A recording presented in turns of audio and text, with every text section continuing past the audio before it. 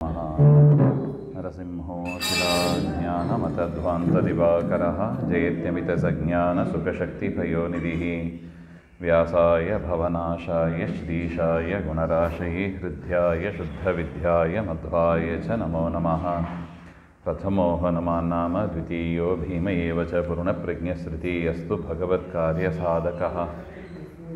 आपादमौलिपर्यन्तं गुरूणामाकृतिं स्मरेत् तेन विघ्नाः प्रणश्यन्ति सिद्ध्यन्ति च मनोरथाः। पूज्याय राघवेन्द्राय सत्यधर्मरताय च भजतां कल्पवृक्षाय नमतां कामधेनवे दुर्वादिध्वान्तरवे वैष्णवेन्दीवरेन्दवे श्रीराघवेन्द्रगुरवे नमोऽत्यन्तदयाळवे मुकोऽपि यत्प्रसादेन मुकुन्दशयनायते राजराजायते रिक्तः राघवेन्द्रं तमाश्रयेत्। आपादमौलिपर्यन्तं गुरूणामाकृतिं स्मरेत् तेन विघ्नाः प्रणश्यन्ति सिद्ध्यन्ति च मनोरथाः। श्रीगुरुभ्यो नमः। सृष्टिस्थित्यप्ययेह नियतिदृशितमो बन्धमोक्षाश्च यस्मात् अस्य श्रीब्रह्मरुद्रप्रभृतिसुरनरद्वीषशत्रुवात्मकस्य विष्णोर्व्यस्ता समस्ता सकलगुणनिधिः सर्वदोषव्यपेतः पूर्णानन्दो व्ययो यो गुरुरपि परमः चिन्तयेतं महान्तम्। ॐ जन्माद्यस्य यतोऽन्वयादितरतश्चार्थेष्वभिज्ञस्वराट् तेने ब्रह्महृदाय आदिकवये मुह्यन्ति यं सूरयः। तेजो वारिमृदां यथा विनिमयो यत्र त्रिसर्गो मृषा धाम्ना स्वेन सदा निरस्तकुहकं सत्यं परं धीमहि। नारायणं नमस्कृत्य नरं चैव नरोत्तमं देवीं सरस्वतीं व्यासं ततो ग्रन्थमुदीरये। कृष्णाय वासुदेवाय हरये परमात्मने प्रणतः क्लेशनाशाय गोविन्दाय नमो नमः। योऽन्तः प्रविश्य मम वाचमिमां प्रसुप्तां सञ्जीवयत्यखिलशक्तिधरस्वधाम्ना अन्यां च हस्तचरणश्रवणत्वगादीन् प्राणान् नमो भगवते पुरुषाय तुभ्यं। श्रवणं कीर्तनं विष्णोः स्मरणं पादसेवनम् अर्चनं वन्दनं दास्यं सख्यमात्मनिवेदनं। श्रीगुरुभ्यो नमः। स्वस्त्यस्तु। निवृत्तिमार्गः कथित आदौ भगवता यथा क्रमयोगोपलब्धेन ब्रह्मणा यदसंसृतिः अधर्मलक्षणा नाನಾ ನರಕಶ್ಚ ಉಪವರ್ಣಿತಾಃ। ಇಂದಿನ ವಿಚಾರ ನೋಡಿದ ಹಾಗೆ ನರಕಕ್ಕೆ ಹೋಗ್ತಾರೆ ಯಾರು? ಅಧರ್ಮ ಲಕ್ಷಣ ಅಧರ್ಮರೂಪವಾದ ಕ್ರಿಯೆಗಳನ್ನು ಮಾಡುವವರು ನರಕಕ್ಕೆ ಹೋಗ್ತಾರೆ ಹಾಗೆ ಅಂತ ನೋಡಿದ್ದೀವಿ. ನೋಡಿ 21 ಮುಖ್ಯವಾದ ನರಕ ಹಾಗೆ ಅಂತ. ಅಧುನೇಹ ಮಹಾಭಾಗ ಯಥೈವ ನರಕಾನ್ ನರಃ ನಾನಾ ಉಗ್ರಯಾತನಾನ್ ನೇಯ ತನ್ಮೇ ವ್ಯಾಖ್ಯಾತುಂ ಅರ್ಹಸಿ.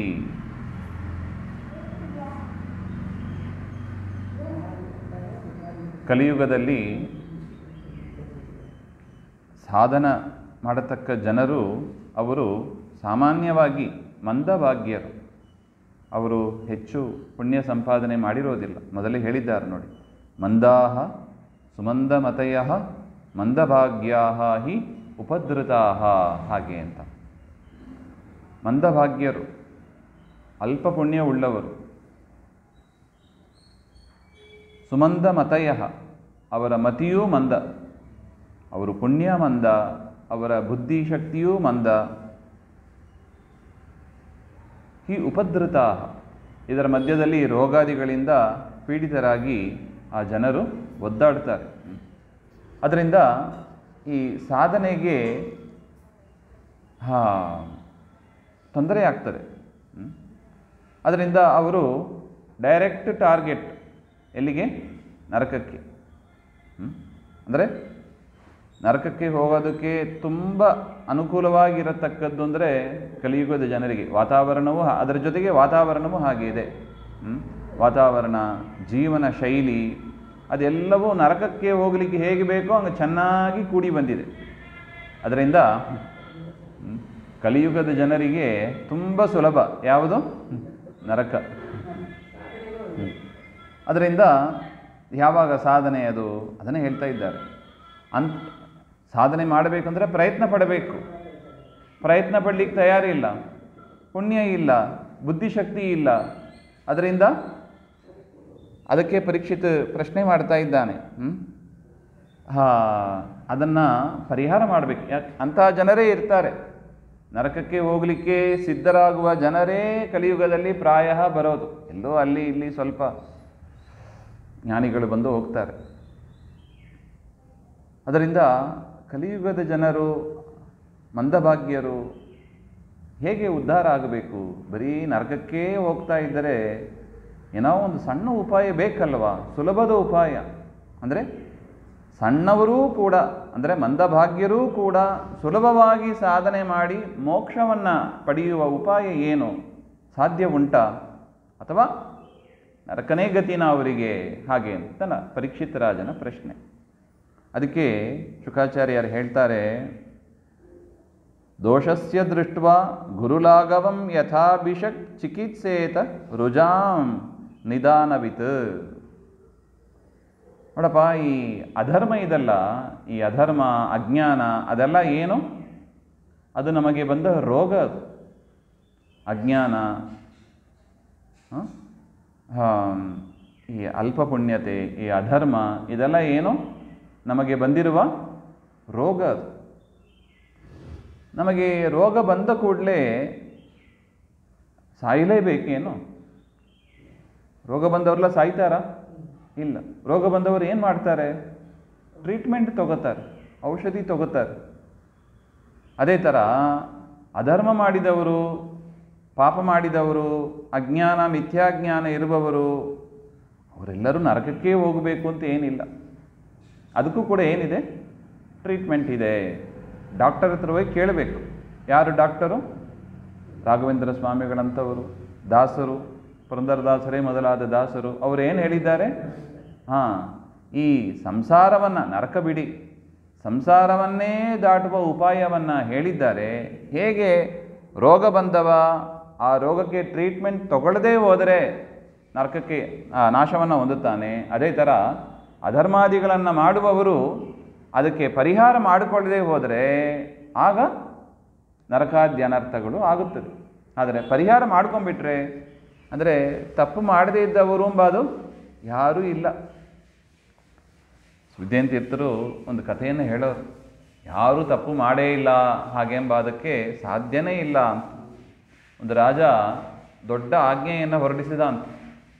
ತನ್ನ ರಾಜ್ಯದಲ್ಲಿ ಯಾರು ಕಳ್ಳತನ ಮಾಡಬಾರ್ದು ಹಾಗೆ ಎಂಬುದಕ್ಕಾಗಿ ತನ್ನ ಭಟರಿಗೆ ಹೇಳಿದನಂತೆ, ನೋಡಿ, ದಿನಾ 5 ಜನರನ್ನು ನೀವು ಕರೆದುಕೊಂಡು ಬರಬೇಕು. ಕಳ್ಳತನ ಮಾಡಿರ್ತಾರೆ, ಅವರನ್ನು ನೀವು ಕರೆದುಕೊಂಡು ಬರಬೇಕು, ಅವರಿಗೆ ಶಿಕ್ಷೆ ಆಗಬೇಕು ಹಾಗೆ ಅಂತ. ಈಗ ರಾಜಾಜ್ಞೆ ಹೊರಡಿಸೋರು ಯಾರಾವುದು ಮಾಡಿದರೆ ಕರ್ಕೊಂಬನ್ನಿ ಅಂತ ಹೇಳಬೇಕು. ಅದರ ಟಾರ್ಗೆಟ್ ಫಿಕ್ಸ್ ಮಾಡಿಬಿಟ್ಟು ಡೈಲಿ ಇಷ್ಟು ಜನರನ್ನು ಕರ್ಕೊಂಬರಬೇಕು ಹಾಗೆ ಅಂತ. ಭಟರು ಎಲ್ಲಿ ಹೋಗಬೇಕು? ಯಾರನ್ನ ಹುಡುಗಿ ತರೋದು? ದೊಡ್ಡ ಸಮಸ್ಯೆ ಆಯಿತು ಭಟರಿಗೆ.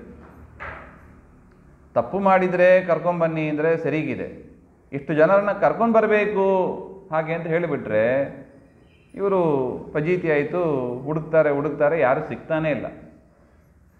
ಇವ್ರನ್ನ ಕರ್ಕೊಂಡು ಹೋಗದೇ ಇದ್ದರೆ ರಾಜ ಬೈತಾನೆ. ಅದರಿಂದ ಏನು ಮಾಡಬೇಕು? ಒಂದು ಶಾಲೆಯಲ್ಲಿ ಒಂದು ಮಗು, ಸಣ್ಣ ಹುಡುಗ, ಇನ್ನೊಂದು ಹುಡುಗನ ಬಲ್ಪವನ್ನು ಅದರ ಬರೀತಾರೆ ನೋಡಿ, ಅದನ್ನು ತೆಗೆದುಕೊಂಡ್ಬಿಟ್ಟಂತ. ಅವನನ್ನೇ ರಾಜಭಟರು ಹಿಡ್ಕೊಂಡು ಬಂದರು. ನೋಡಿ ರಾಜ, ನೀವು ಹೇಳಿದಂಗೆ ಇವನು ಕಳ್ಳತನ ಮಾಡಿದ್ದಾನೆ. ಏನು ಕಳ್ಳತನ ಮಾಡಿದ್ದಾನೆ? ಪಕ್ಕದ ಹುಡುಗನ ಬಲ್ಪವನ್ನು ತೆಗೆದಿದ್ದಾನೆ, ಇವನಿಗೆ ಗಲ್ಲಿಗೆ ಏರಿಸಬೇಕು ಹಾಗೆ ಅಂತ ಶಿಕ್ಷೆ ಆಯಿತು ಅಂತ ರಾಜನು ಗಲ್ಲಿಗೆ ಏರ್ಸೋಕ್ಕೆ ಸಿದ್ಧ ಮಾಡಿಸಿಬಿಟ್ಟ.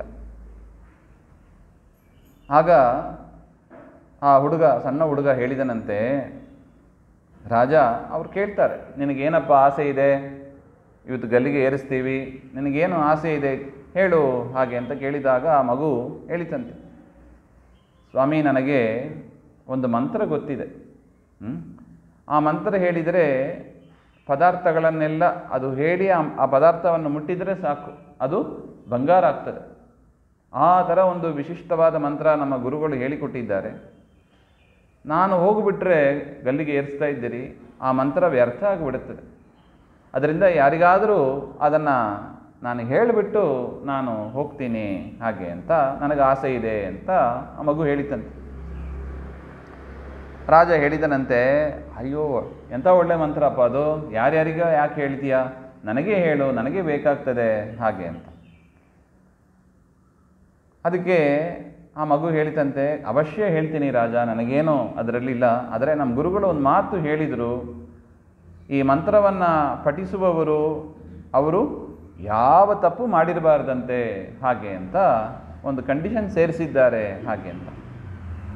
ಅಕಸ್ಮಾತ್ ತಪ್ಪು ಮಾಡಿದರೂ ಕೂಡ ಮಾಡಿಲ್ಲ ಅಂತೇಳಿ ಮಂತ್ರೋಪದೇಶ ಪಡ್ಕೊಂಡ್ರೆ ಏನಾದ್ರು ಹೆಚ್ಚು ಕಡಿಮೆ ಆಗ್ತದಂತೆ ಅಂತ ಇಷ್ಟು ಹೇಳಿದರು ಹಾಗೆ ಅಂತ. ರಾಜ ಯೋಚನೆ ಮಾಡಿದ. ತಾನು ಮಾಡಿದ ತಪ್ಪೆಲ್ಲ ನೆನಪಾಯ್ತು ಅವನಿಗೆ. ಬೇಡ ಬೇಡ, ನನಗೆ ಬೇಡಪ್ಪ ಇದು ಹಾಗೆ ಅಂತ ಹೇಳಿ ರಾಣಿ ಹತ್ರ ಹೋಗಿ ಕೇಳಿದನಂತೆ, ನೋಡು ಈ ಥರ ಒಂದು ಒಂದು ಮಂತ್ರ ಇದಂತೆ, ನೀನು ತಗೋತೀಯಾ, ಏನು ತಪ್ಪು ಮಾಡಿರಬಾರ್ದಂತೆ ಹಾಗೆ ಅಂತ. ಇಲ್ಲ ಇಲ್ಲ, ನನಗೂ ಆಗಲ್ಲ, ನಾನು ಬೇಕಾದ ತಪ್ಪು ಮಾಡಿದ್ದೇನೆ ಹಾಗೆ ಅಂತ ರಾಣಿಯು ಹೇಳಿಬಿಟ್ರು. ಮಂತ್ರಿಗಳನ್ನು ಕೇಳಿದರೆ ಎಲ್ಲರೂ ಹಾಗೆ ಹೇಳಿದ್ರಂತೆ. ಆಗ ಕೊನೆಯಲ್ಲಿ ಆ ಹುಡುಗ ಕೇಳಿದನಂತೆ. ಎಲ್ಲರೂ ಬಂದರು, ಯಾರೂ ಮಂತ್ರೋಪದೇಶ ತೆಗೆದುಕೊಳ್ಳಿಕ್ಕೆ ತಯಾರಾಗಲಿಲ್ಲ.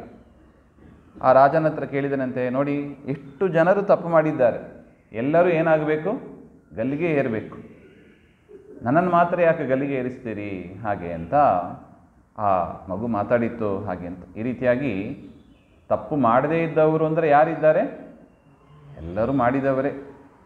ಅದರಿಂದ ತಪ್ಪು ಮಾಡುವುದು ಮನುಷ್ಯರ ಸಹಜ ಧರ್ಮ ಆಗಿಬಿಟ್ಟಿದೆ. ಅದು ತಪ್ಪು ಹಾಗೇ ಆಗಿರ್ತದೆ. ಯಾರು ಏನಲ್ಲ, ತಪ್ಪು ಮಾಡದೇ ಇರುವವರು ಅಂದರೆ ಯಾರು, ರುಜುಗಣಸ್ಥರು. ರುಜುಗಣಸ್ಥರನ್ನು ಬಿಟ್ಟು ಗರುಡ, ಶೇಷ, ರುದ್ರ ಎಲ್ಲರಿಂದಲೂ ಕೂಡ ಒಂದಲ್ಲ ಒಂದು ತಪ್ಪುಗಳು ನಡೆದಿರುತ್ತದೆ. ಮನೆಯಲ್ಲಿ ನೋಡಿ, ಇನ್ನೊಬ್ಬರನ್ನು ಹೇಳ್ತೀವಿ ನಾವು, ನೀನು ಮಾಡೋದು ಸರಿಯಲ್ಲ ಹಾಗೆ ಅಂತ. ಎಷ್ಟು ಸರಿ ಅದು? ನಾವು ಕರೆಕ್ಟಾಗಿ ಅಲ್ಲ, ನಾವು ಕರೆಕ್ಟು ಹಾಗೆಂದರೆ ನಾನು ಕರೆಕ್ಟಾಗಿ ನಡ್ಕೋತಾ ಇದ್ದೀನಿ, ನನ್ನಲ್ಲಿ ಯಾವ ತಪ್ಪು ಇಲ್ಲ ಅಂತ ನಾವು ಹೇಳೋದು. ದೇವರು ಹೇಳ್ತಾನೆ, ನೀನು ಸರಿಯಾಗಿ ನಡ್ಕೊಂಡಿದ್ರೆ, ನಿನ್ನಲ್ಲಿ ಯಾವ ತಪ್ಪು ಇಲ್ಲ ಅಂದರೆ ನೀನು ಎಲ್ಲಿರಬೇಕಾದವ, ಮೋಕ್ಷದಲ್ಲಿ ಇರಬೇಕಾದವ. ನೀನು ಭೂಮಿಯಲ್ಲಿ ಇದ್ದಿ, ಸಂಸಾರದಲ್ಲಿ ಇದ್ದಿ, ಮಾನವ ಜನ್ಮ ಇದೆ ಹಾಗೆಂದರೆ ಏನರ್ಥ, ಇನ್ನು ನೀನು ಕಲಿಬೇಕಾದ ಅಂಶ ಇದೆ. ಎಲ್ಲೋ ತಪ್ಪು ಮಾಡ್ತಾ ಇದ್ದಿ, ಇಲ್ಲ ನಾನು ತಪ್ಪು ಮಾಡೇ ಇಲ್ಲ, ಹುಟ್ಟಿದಾಗಿಂದ ನಾನು ಯಾವ ತಪ್ಪೇ ಮಾಡಿಲ್ಲ ಹಾಗೆಂದರೆ, ನೋಡಿ ಜೈಲಲ್ಲಿ ಯಾರು ಇರ್ತಾರೆ, ತಪ್ಪು ಮಾಡಿದವರು ಇರ್ತಾರೆ. ಸಂಸಾರದಲ್ಲಿ ನಾವಿದ್ದೀವಿ ಹಾಗೆಂದರೆ ಏನರ್ಥ, ಇದು ಜೈಲೇ, ಬಂಧನವೇ ಇದು ಜೈಲು. ಇದು ನಾವು ಅಲ್ಲಿ ಜೈಲಲ್ಲಿ ಯಾಕೆ ಕೂಡಿಸಿರ್ತಾರೆ ಹೇಳಿ? ಶಿಕ್ಷಕರನ್ನು, ತಪ್ಪು ಮಾಡಿದವರನ್ನು, ಶಿಕ್ಷಕರಲ್ಲ, ತಪ್ಪು ಮಾಡಿದವರನ್ನು ಯಾಕೆ ಕೂಡಿಸಿರ್ತಾರೆ? ಅಲ್ಲಿ ನೀನು ಯೋಚನೆ ಮಾಡಿ ನಿನ್ನ ತಪ್ಪನ್ನು ತಿದ್ದುಕೋ ಹಾಗೆಂಬ ಅದಕ್ಕಾಗಿ ಜೈಲಲ್ಲಿ ಕೂಡಿಸ್ತಾರೆ. ನಮ್ಮನ್ನು ಯಾಕೆ ದೇವರು ಬಂಧನದಲ್ಲಿ ಇಟ್ಟಿದ್ದಾನೆ? ನೀನು ಉಪಕಾರ ಮಾಡಿದ ನನ್ನನ್ನು ನೀನು ಸರಿಯಾಗಿ ನೀನು ತಿಳ್ಕೊಂಡಿಲ್ಲ. ಉಪಕಾರ ಸ್ಮರಣೆ ಮಾಡಿದವರು ಯಾರು? ಈ ಜಗತ್ತನ್ನು ಸೃಷ್ಟಿಯಾದಿ ಮಾಡುವವರು ಯಾರು? ನಿನ್ನ ಒಳಗೆ ಇದ್ದು ನಿಯಮನ ಮಾಡುವವರು ಯಾರು? ಅವರನ್ನು ನೀನು ಸರಿಯಾಗಿ ತಿಳ್ಕೊಂಡಿಲ್ಲ. ಅದರಿಂದ ನಿನಗೇನಾಗಬೇಕಾಗಿದೆ? ಈ ಟ್ರೈನಿಂಗ್ ಸೆಂಟರ್ ಅಂತಲೂ ತಿಳ್ಕೊಬೋದು, ಜೈಲು ಅಂತಲೂ ತಿಳ್ಕೊಬೋದು. ಈ ಸಂಸಾರ ಅದು ಜೈಲು. ಅದರಿಂದ ನಾನು ತಪ್ಪೇ ಮಾಡಿಲ್ಲ ಹಾಗೆಂದರೆ ನೀನು ಎಲ್ಲಿರಬೇಕು? ಭೂಮಿಯಲ್ಲಿ ಇರಲಿಕ್ಕೆ ನಾಲಾಯ್ಕು ನೀನು. ಭೂಮಿಯಲ್ಲಿ ಇದ್ದಾರೆ ಅಂದರೆ ತಪ್ಪು ಮಾಡಿದವರೇ ಬಂದಿರ್ತಾರೆ. ಅದರಿಂದ ನಾನು ಪರ್ಫೆಕ್ಟು ಅಂತ ದಾಸರು ಹೇಳ್ತಾರೆ ನೋಡಿ, ನಾನು ಒಳ್ಳೆಯವನೆಂದು ತಿಳಿಯಬೇಡ ಅಂತ. ನಾನು ಒಳ್ಳೆಯವ ಅಂತ ತಿಳ್ಕೋಬೇಡ ನೀನು. ನಾನು ಎಂಥವ? ಬೆಟ್ಟದಂಥ ಪಾಪ ಹೊತ್ತಿರುವೇನು ನಾನು, ಅಂತಹ ಪಾಪಿಷ್ಟ ನಾನು. ಹಾಗೆ ನಮ್ಮನ್ನು ತಿಳ್ಕೋಬೇಕು. ನಾನು ಪರ್ಫೆಕ್ಟ್, ನಾನು ಒಳ್ಳೆಯವ, ತಿಳಿಬೇಡ ಅಂತ. ಈ ರೀತಿಯಾಗಿ ತಪ್ಪು ಮಾಡದೇ ಇರುವವರು ಅಂದರೆ ಯಾರು? ರುಜುಗಣಸ್ಥರು. ವಾಯುದೇವರು, ಬ್ರಹ್ಮದೇವರು, ಸರಸ್ವತಿ, ಭಾರತೀ ದೇವಿಯರು, ಪರಶುಕ್ಲತ್ರಯರು, ಅವರ ಕ್ಯಾಟಗರಿನೇ ಬೇರೆ. ಅವರು ಹೇಳ್ಕೋಬೋದು ನಾನು ತಪ್ಪು ಮಾಡಿಲ್ಲ ಹಾಗೆ. ಮಿಕ್ಕಿದವರು ಒಂದಲ್ಲ ಒಂದು ರೀತಿಯಲ್ಲಿ ವೇದಗಳಿಗೆ, ಶಾಸ್ತ್ರಗಳಿಗೆ, ಪರಮಾತ್ಮನಿಗೆ, ಹರಿವಾಯು ಗುರುಗಳಿಗೆ ವಿರೋಧ ಮಾಡುವವರೇ. ಅಲ್ಲ, ಹೇಗೆ ಹೇಳ್ತೀರಿ?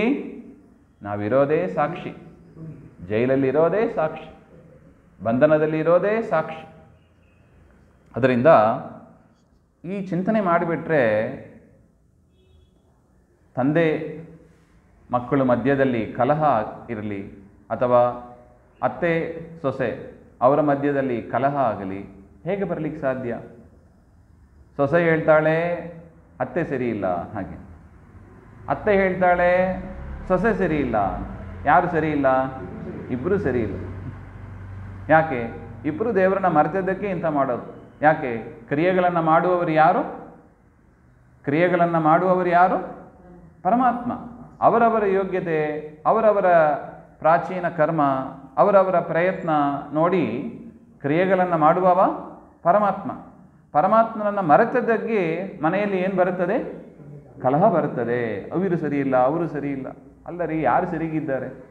ಸರಿಗಿದ್ರೆ ಭೂಮಿಗೆ ಯಾಕೆ ಬರ್ತಾರೆ ಅವರು? ಅದರಿಂದ ನಮ್ಮ ಮೈಂಡ್ಸೆಟ್ ಹೇಗಿರಬೇಕು? ಎಲ್ಲರೂ ಕೂಡ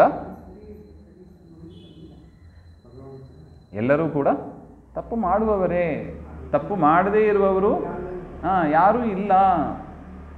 ಇದು ಅರ್ಥಕೊಂಡ್ಬಿಟ್ರೆ ಏನು ಬರೋದಿಲ್ಲ? ಮನೆಯೊಳಗೆ ಕಲಹ ಬರೋದಿಲ್ಲ, ವಿಚ್ಛೇದಗಳು ಬರೋದಿಲ್ಲ. ಇದನ್ನು ನಾವು ಅರ್ಥ ಮಾಡ್ಕೋಬೇಕು. ಅದರಿಂದ ಪರೀಕ್ಷಿತ ರಾಜ ಪ್ರಶ್ನೆಗೆ ಶುಕಾಚಾರ್ಯರು ಕೊಡುವ ಉತ್ತರ ಇಷ್ಟೇ: ಎಲ್ಲರೂ ಕೂಡ ತಪ್ಪು ಮಾಡುವವರೇ. ಆದರೆ ಅದಕ್ಕೆ ರೆಮಿಡಿ, ಪರಿಹಾರ ಹುಡ್ಕೋಬೇಕು, ನಾವು ಪರಿಹಾರ ಮಾಡ್ಕೋಬೇಕು. ರೋಗ ಬಂದವ ಎಲ್ಲರೂ ಸಾಯಬೇಕು ಅಂತ ನಿಯಮ ಇಲ್ಲ. ಔಷಧಿ ತೆಗೆದುಕೊಂಡ್ರೆ, ಟ್ರೀಟ್ಮೆಂಟ್ ತೆಗೆದುಕೊಂಡ್ರೆ ರೋಗ ಪರಿಹಾರ ಆಗ್ತದೆ. ಅದೇ ರೀತಿಯಾಗಿ ತಪ್ಪು ಮಾಡಿದವರು ನರಕಕ್ಕೆ ಹೋಗಬೇಕು ಅಂತ ನಿಯಮ ಇಲ್ಲ. ಪರಿಹಾರ ಮಾಡ್ಕೊಂಡ್ಬಿಟ್ರೆ ಅವರು ಕೂಡ ಸನ್ಮಾರ್ಗದಲ್ಲಿ ಹೋಗಿ ಮೋಕ್ಷವನ್ನು ಪಡೆಯಬಹುದು ಅಂತ ಶುಕಾಚಾರ್ಯರು ಕೊಡುವ ಒಂದು ಉತ್ತರ ಇದು. ಅದಕ್ಕೆ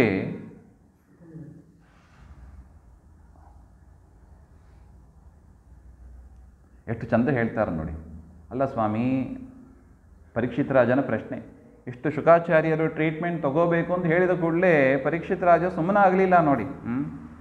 ದೃಷ್ಟಶ್ರುತಾಭ್ಯಾಂ ಯತ್ ಪಾಪಂ ಜಾನನ್ಯಪ್ಯಾತ್ಮನೋ ಅಹಿತಂ ಕರೋತಿ ಭೂಯಃ ವಿವಶಃ ಪ್ರಾಯಶ್ಚಿತ್ತಮಥೋ ಕಥಂ ಕ್ವಚಿನ್ ನಿವರ್ತತೆ ಭದ್ರಾತ್ ಕ್ವಚಿಚ್ಚರತಿ ತತ್ಪುನಃ ಪ್ರಾಯಶ್ಚಿತ್ತಂ ಅಥೋಪಾರ್ಥಂ ಮನ್ಯೇ ಕುಂಜರ ಶೌಚವತ್. ಕುಂಜರ ಶೌಚವತ್ ಅಂದರೆ ಏನೋ ಒಂದು ತಪ್ಪು ಕೆಲಸ ಮಾಡಿದ್ದೀವಿ, ಅದರ ಪ್ರಾಯಶ್ಚಿತ್ತಕ್ಕಾಗಿ ಇನ್ನೊಂದು ಕೆಲಸ ಮಾಡಬೇಕು. ಹಾಗೆಂದರೆ ಅದು ಹೇಗೆ? ಅದು ಕೆಸರಿನಿಂದ ಕೆಸರನ್ನು ತೊಳೆದಂತೆ. ಹೌದು, ಪರೀಕ್ಷಿತ ರಾಜ ಕೊಡುವ ದೃಷ್ಟಾಂತ ಕುಂಜರ ಶೌಚವತ್. ಆನೆ ಸ್ನಾನ ಮಾಡಿ ಬರ್ತದೆ, ಮಾಡಿ ಬಂದು ಏನು ಮಾಡ್ತದೆ? ತನ್ನ ಮೇಲೆ ಮಣ್ಣನ್ನು ಹಾಕ್ಕೊಳ್ತದೆ, ಅಷ್ಟು. ಈ ರೀತಿಯಾಗಿ ನಮ್ಮ ಪ್ರಾಯಶ್ಚಿತ್ತೆಲ್ಲ ಹೀಗೆ. ಪವಮಾನ ಹೋಮ ಶ್ರೇಷ್ಠವಾದದ್ದು. ಪ್ರಾಯಶ್ಚಿತ್ತ ಅಂದರೆ ಯಾವುದು? ಪವಮಾನ ಹೋಮ ಅಂತಾರೆ. ಆ ಪವಮಾನ ಹೋಮ ನೆಟ್ಟಗೆ ಮಾಡ್ಲಿಕ್ಕೆ ಬರುತ್ತದ? ನೆಟ್ಟಗೆ ಆಚಮನೆಯೇ ಮಾಡ್ಲಿಕ್ಕೆ ಬರಲ್ಲ ನಮಗೆ. ಇನ್ನು ಪವಮಾನ ಹೋಮ ಏನು ಮಾಡ್ತೀವಿ ನಾವು? ಒಂದು ಮಂತ್ರ ಹೇಳಬೇಕು ಅಂದರೆ ಆ ಮಂತ್ರ ಋಷಿ ದೇವತಾ ಛಂದಸ್ಸು, ಆ ಮಂತ್ರದ ಅರ್ಥ, ಪ್ರಯೋಗ, ಇದನ್ನೆಲ್ಲ ಯಾರು ತಿಳ್ಕೊಂಡಿರಬೇಕು? ಪುರೋಹಿತರು ತಿಳ್ಕೊಂಡಿರಬೇಕು, ಹೋಮ ಮಾಡುವ ಯಜಮಾನ ತಿಳ್ಕೊಂಡಿರಬೇಕು. ಹಾಗೆ ಅಂತ ಸಾಧ್ಯನಾ? ಪವಮಾನ ಹೋಮ ಅಂತ ನಾವು ಮಾಡ್ತೀವಿ, ಆ ಮಂತ್ರದ ಅರ್ಥ ಹೇಳುವ ಪುರೋಹಿತರಿಗೂ ಸರಿಯಾಗಿ ಗೊತ್ತಿರೋದಿಲ್ಲ, ಮಾಡಿಸುವ ಯಜಮಾನನಿಗೂ ಕೂಡ ಸರಿಯಾಗಿ ಗೊತ್ತಿರೋದಿಲ್ಲ. ಇದು ಹೆಂಗೆ ಪ್ರಾಯಶ್ಚಿತ್ತ ಆಗ್ತದೆ ರೀ? ಆಗ್ತದ ಇದು? ಇಲ್ಲ. ಕುಂಜರ ಶೌಚವತ್ ಪ್ರಾಯಶ್ಚಿತ್ತ ಅಂದರೆ ಸ್ವಾಮಿಗಳು ಹೇಳ್ತಾರೆ, ಸರಿಯಾಗಿ ಕರ್ಮವನ್ನು ಮಾಡುವ ಅಧಿಕಾರ 100% ಫಲ ಯಾರಿಗೆ ಬರುತ್ತದೆ? ದೇವತೆಗಳಿಗಿಂತ. ಸರಿಯಾಗಿ ಕರ್ಮವನ್ನು ಮಾಡಿ ಫಲವನ್ನು ಪಡೆಯುವ ಸಾಮರ್ಥ್ಯ ಯಾರಿಗೆ ಇದೆ? ದೇವತೆಗಳಿಗೆ. 100 ಪಾಪ 100 ಪುಣ್ಯ. ಇನ್ನು ಋಷಿಗಳು ಅವರು ಕರ್ಮಗಳನ್ನು ಮಾಡಿದರೆ ದೇವರು ಎಷ್ಟು ಮಾರ್ಕ್ಸ್ ಕೊಡ್ತಾನೆ ಅವರ ಕರ್ಮಕ್ಕೆ? 50% ಮಾರ್ಕ್ಸ್ ಕೊಡ್ತಾನಂತೆ. ಋಷಿಗಳು ಮಾಡುವ ಕರ್ಮಕ್ಕೆ 50% ಪುಣ್ಯ. ಇನ್ನು ಮನುಷ್ಯರು ಮಾಡುವ ಕರ್ಮ 10%. ದೇವರು ಎಷ್ಟು ಮಾರ್ಕ್ಸ್ ಕೊಡ್ತಾನೆ ಅದೇ ಜಾಸ್ತಿ ಅಂತ ಹೇಳ್ತೀರಾ?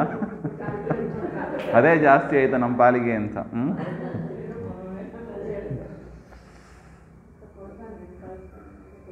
ನಾವು ಮಾಡುವ ಕರ್ಮ ಅಂದರೆ ಈ ರೀತಿಯಾಗಿ ಇರ್ತದೆ. ಅದರಿಂದ ಏನು ಪ್ರಾಯಶ್ಚಿತ್ತ ಮಾಡ್ಕೋತೀವಿ ನಾವು? ಸುಮ್ಮನೆ ಹೆಸರು ಅಷ್ಟೇ. ಅದರಿಂದ ಪರೀಕ್ಷಿತ ರಾಜನ ಪ್ರಶ್ನೆ ಇದು ಏನು ಪ್ರಾಯಶ್ಚಿತ್ತ ಅಂದರೆ ಅದು ಸರಿ ಹೋಗ್ತಾ ಇಲ್ಲ ಸ್ವಾಮಿ, ಮತ್ತೆ ಇನ್ನಷ್ಟು ಪವಮಾನ ಸೂಕ್ತ ಅಂತ ಮಾಡಿ ಇನ್ನಷ್ಟು ಪಾಪವನ್ನೇ ಕಟ್ಕೋತೀವಿ ನಾವು. ಪ್ರಾಯಶ್ಚಿತ್ತ ಅಂತ ಮಾಡಿ ಇನ್ನೂ ಏನೋ ಪಾಪವನ್ನೇ ಕಟ್ಕೋತೀವಿ ಹಾಗೆ ಅಂತ. ಅದಕ್ಕೆ ಶುಕಾಚಾರ್ಯರು ಹೇಳ್ತಾರೆ, ತಪಸ ಬ್ರಹ್ಮಚರ್ಯೇನ ಶಮೇನ ದಮೇನ ಚ ತ್ಯಾಗೇನ ಸತ್ಯ ಶೌಚಾಭ್ಯಾಂ ನಿಯಮೇನ ಯಮೇನ ಚ ಹಾಗೆ ಅಂತ ಪ್ರಾಯಶ್ಚಿತ್ತಕ್ಕೆ ಅನೇಕ ಮಾರ್ಗಗಳನ್ನು ಹೇಳ್ತಾರೆ. ತಪಸ್ಸು ಅಂದರೆ ಏನು? ತಪಶಬ್ದಕ್ಕೆ ಎರಡು ಅರ್ಥ ಇದೆ. ತಪ ಕಾಯಕ್ಲೇಶೇ, ತಪ ಆಲೋಚನೆ ಹಾಗೆ ಅಂತ.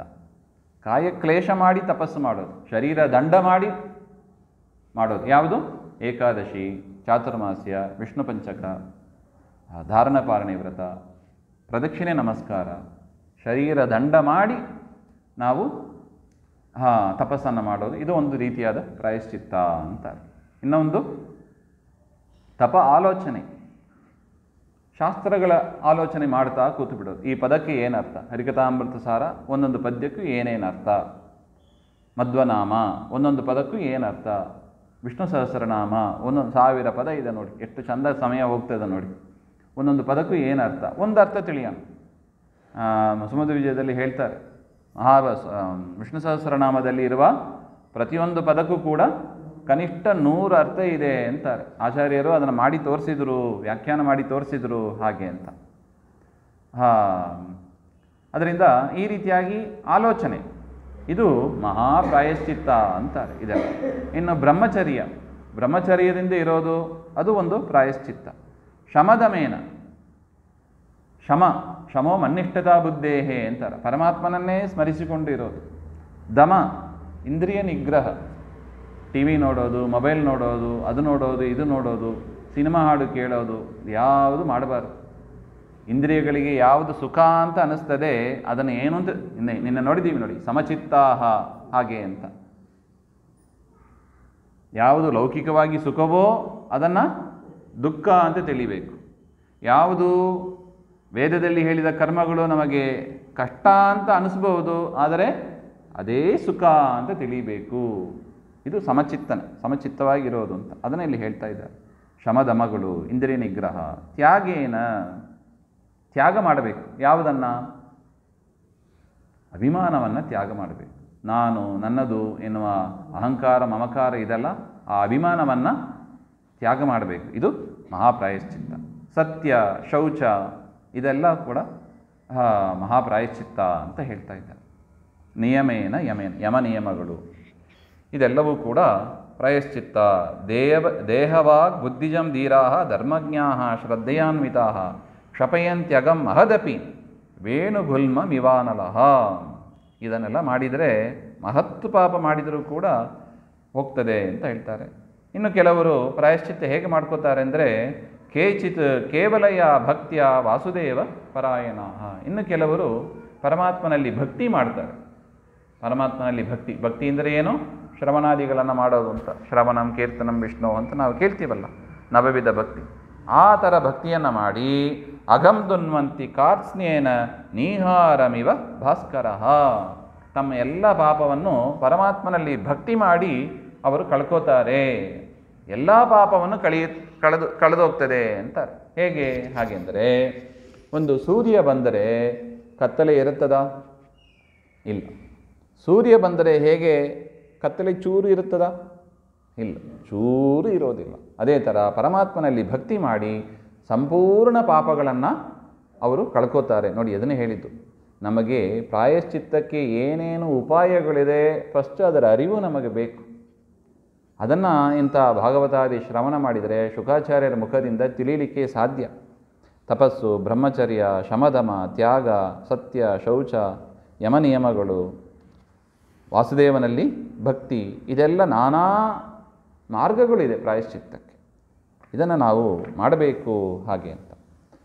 ಸಕೃನ್ಮನಃ ಕೃಷ್ಣ ಪದಾರವಿಂದಯೋ ನಿವೇಶಿತಂ ತದ್ಗುಣರಾಗಿ ಯೈರಿಹ ನತೇ ಯಮಂ ಪಾಶಭೃತಶ್ಚ ತದ್ಭಟಾನ್ ಸ್ವಪ್ನೇಪಿ ಪಶ್ಯಂತಿ ಚೀರ್ಣ ನಿಷ್ಕೃತಾಃ. ನಿನ್ನ ಪ್ರಶ್ನೆ ಏನು? ನರಕಕ್ಕೆ ಹೋಗೋದನ್ನು ತಪ್ಪಿಸೋದು ಹೇಗೆ ಹಾಗೆ ಅಂತ. ನರಕ, ಎರಡು ನರಕ ಅಂತ ನಾವು ನೋಡಿದ್ದೀವಿ. ಒಂದು ನಿತ್ಯ ನರಕ, ಅನಿತ್ಯ ನರಕ ಹಾಗೆ ಅಂತ. ನಿತ್ಯ ನರಕಕ್ಕೆ ಯಾರು ಹೋಗ್ತಾರೆ? ಯಾರು ವಾಸುದೇವನಲ್ಲಿ ದ್ವೇಷವನ್ನು ಮಾಡ್ತಾರೆ, ಯಾರು ಶಾಸ್ತ್ರಗಳನ್ನು, ವಿಷ್ಣು ಭಕ್ತರನ್ನು ದ್ವೇಷ ಮಾಡ್ತಾರೆ, ಅಂಥವರೆಲ್ಲ ನಾನೇ ದೇವರು ಅಂತ ಯಾರು ಹೇಳ್ಕೋತಾರೆ ಅಂಥವರೆಲ್ಲ ಆಸುರಿ ಮತ ಅಂತ ಏನಿದೆ ಅದನ್ನು ಅವಲಂಬಿಸುವವರು ತಮಸ್ಸಿಗೆ ಹೋಗ್ತಾರೆ ಹಾಗೆ ಅಂತ. ಅದರಿಂದ ನಮಗೆ ಇದು ಅನ್ವಯಿಸ್ತದ ಅಂತ ವಿಚಾರ ಮಾಡಿದರೆ ನಾವು ಮಧ್ವಮತವನ್ನು ಹಿಡಿದಿದ್ದೀವಿ. ಅದರಿಂದ ಅದನ್ನು ಸರಿಯಾಗಿ ಅನುಸರಿಸಿದರೆ ನಮಗೆ ನರಕಾದಿಗಳು ಆಗೋದಿಲ್ಲ, ನಿತ್ಯ ನರಕ ಅಂತೂ ಆಗೋದಿಲ್ಲ ಹಾಗೆ ಅಂತ. ಆದರೆ ದೇವರನ್ನು ಮರೆತಿದ್ದಕ್ಕೆ ಪಾಪಕರ್ಮಗಳು ಎಷ್ಟೋ ಜನ್ಮಗಳಲ್ಲಿ ಮಾಡಿಬಿಟ್ಟಿದ್ದೀವಿ, ಹಿಂದೆ ಮಾಡಿದ್ದೀವಿ. ಅದನ್ನೆಲ್ಲ ತೆಗೆಸೋದು ಹೇಗೆ ಹಾಗೆ ಅಂದರೆ ಅನಿತ್ಯ ನರಕ. ಅನಿತ್ಯ ನರಕ ಅದನ್ನು ತೆಗೆಸೋದು ಹೇಗೆ ಎಂಬುದಕ್ಕೆ ಹೇಳ್ತಾರೆ, ಆ ನರಕವನ್ನು ಕೊಡುವವರು ಯಾರು? ನಿನಗೆ ಈ ನರಕ ಬೇಕು ಅಂತ ನರಕವನ್ನು ಅಲಾಟ್ ಮಾಡುವವರು ಯಾರು? ನೀನು ಈ ಜೈಲಿಗೆ ಹೋಗಬೇಕು ಅಂತ ಹೇಳುವವರು ಯಾರು? ಜಡ್ಜ್ಮೆಂಟ್ ಹೇಳ್ತಾರಲ್ಲ. ಲೋಕದಲ್ಲಿ ಆದರೆ ಜಡ್ಜ್ಮೆಂಟು ಪೊಲೀಸ್ ಅವರು, ಆಫೀಸರ್ಸು ಇರ್ತಾರೆ. ಅದೇ ಥರ ದೇವರ ಗೌರ್ಮೆಂಟಲ್ಲಿ ಯಾರು? ಯಮದೇವರು. ಆ ಜವಾಬ್ದಾರಿಯನ್ನು ತೆಗೆದುಕೊಂಡವರು ಯಮದೇವರು. ನೋಡಿ, ಅಲ್ಲಿ ಹೇಗಿದೆಯೋ ಲೋಕದಲ್ಲೂ ಹಾಗೆ ಇದೆ ನೋಡಿ. ಪರಮಾತ್ಮನ ಗೌರ್ಮೆಂಟಲ್ಲಿ ಹೇಗಿದೆ ಲೋಕದಲ್ಲೂ ಅಂಥದೇ ಕಂಡು ಬರ್ತಾ ಇದೆ. ಅದರಿಂದ ಯಮದೇವರು ಆಫೀಸರ್ ಡೈರೆಕ್ಟಾಗಿ ಬರ್ತಾರ ನಮ್ಮನ್ನು ಮಾಡೋದಕ್ಕೆ? ಇಲ್ಲ. ಯಾರನ್ನ ಕಳಿಸ್ತಾರೆ? ಅವರ ಭಟರನ್ನು ಕಳಿಸ್ತಾರೆ. ಹೌದಲ್ಲ? ಪೊಲೀಸವರು ಅಂಥವರು ಬರ್ತಾರೆ ಅಷ್ಟೇ, ತಪ್ಪು ಮಾಡಿದರೆ. ಅದೇ ಥರ ಯಮ ತಾನೇ ಬರೋದಿಲ್ಲ. ಏನು ಮಾಡ್ತಾರೆ? ಯಮ ಭಟರು ಅಂತ ಯಾರಿದ್ದಾರೆ ಅವ್ರನ್ನ ಕಳಿಸ್ತಾರೆ. ಯಮ ಭಟರು ಬರ್ತಾರೆ. ಆದರೆ ಶುಕಾಚಾರ್ಯರ ಮಾತು ಹೇಗಿದೆ ನೋಡಿ. ಸಕೃನ್ಮನಃ ಕೃಷ್ಣ ಪಾದಾರವಿಂದಯೋ ನಿವೇಶಿತಂ. ಒಮ್ಮೆಯಾದರೂ ಜೀವನದಲ್ಲಿ ಕೃಷ್ಣನ ಪಾದಾರವಿಂದದಲ್ಲಿ ಮನಸ್ಸನ್ನು ಇಟ್ಟವರು ಪಶ್ಯಂತಿ ಚೂರ್ಣ ನಿಷ್ಕೃತಾಃ ನತೇ ಯಮಂ ಪಾಶಭೃತಶ್ಚ ತದ್ಭಟಾನ್ ಸ್ವಪ್ನೇವಿ ಪಶ್ಯಂತಿ. ಅಂಥವರು ಕನಸಿನಲ್ಲೂ ಕೂಡ ಯಮನನ್ನಾಗಲಿ, ಆ ಪಾಶವನ್ನು ಹಿಡ್ಕೊಂಡಿರುವ ಯಮನನ್ನಾಗಲಿ ಅಥವಾ ಆ ಯಮನ ಭಟರನ್ನಾಗಲಿ ಅವರನ್ನು ಕನಸಿನಲ್ಲೂ ನೋಡೋದಿಲ್ಲ. ಇನ್ನು ನನಸಿನಲ್ಲಿ ನೋಡಲ್ಲ ಅಂತ ಇನ್ನೇನು ಹೇಳೋದು? ಯಾರು ಕೃಷ್ಣನ ಪಾದಾರವಿಂದವನ್ನು ಒಮ್ಮೆಯಾದರೂ ಸ್ಮರಿಸಿದವರು ಯಮಭಟರೂ ನೋಡೋದಿಲ್ಲ, ಯಮನೂ ಕನಸಿನಲ್ಲೂ ನೋಡೋದಿಲ್ಲ. ನನಸಿನಲ್ಲಿ ನೋಡೋದಂತೂ ದೂರ ಆಯಿತು ಅಂತ ಅರ್ಥ. ಕನಸಲ್ಲೇ ಬರೋದಿಲ್ಲ. ಮತ್ತು ನಮಗೆ ಇವತ್ತಾರು ಕನಸಿನಲ್ಲಿ ಬಂದಿದ್ದಾರಾ ಯಮರು, ಯಮಭಟರು? ನೋಡಿ ಎಷ್ಟು ಅನುಗ್ರಹ ಮಾಡಿದ್ದಾನೆ ನೋಡಿ. ಅದೇ ದೊಡ್ಡ ಅನುಗ್ರಹ ಅಂತಾರೆ. ಕೃಷ್ಣನ ಅನುಗ್ರಹಕ್ಕೆ ಪಾತ್ರರಾಗಿದ್ದೀವೋ ಇಲ್ಲವೋ ಹೇಗೆ ಚಿಂತನೆ ಮಾಡಿ, ನಮ್ಮ ಅನುಭವವೇ ಸಾಕ್ಷಿ ನೋಡಿ. ನಮಗೆ ಬಂದಿಲ್ಲ ಅಂದರೆ ಏನರ್ಥ? ಕೃಷ್ಣನ ಪಾದಾರವಿಂದದಲ್ಲಿ ಸ್ವಲ್ಪ ಮನಸ್ಸಾಗಿದ್ದಕ್ಕೆ ಇಷ್ಟು ಅನುಗ್ರಹ ಮಾಡ್ತಾ ಇದ್ದಾನೆ. ಇನ್ನೂ ವಿಶೇಷವಾಗಿ ನಾವು ಮನಸ್ಸಿನಲ್ಲಿ ಚಿಂತನೆ ಮಾಡಿದರೆ ದೇವರು ನಮ್ಮನ್ನು ಕೈ ಬಿಡೋದಿಲ್ಲ.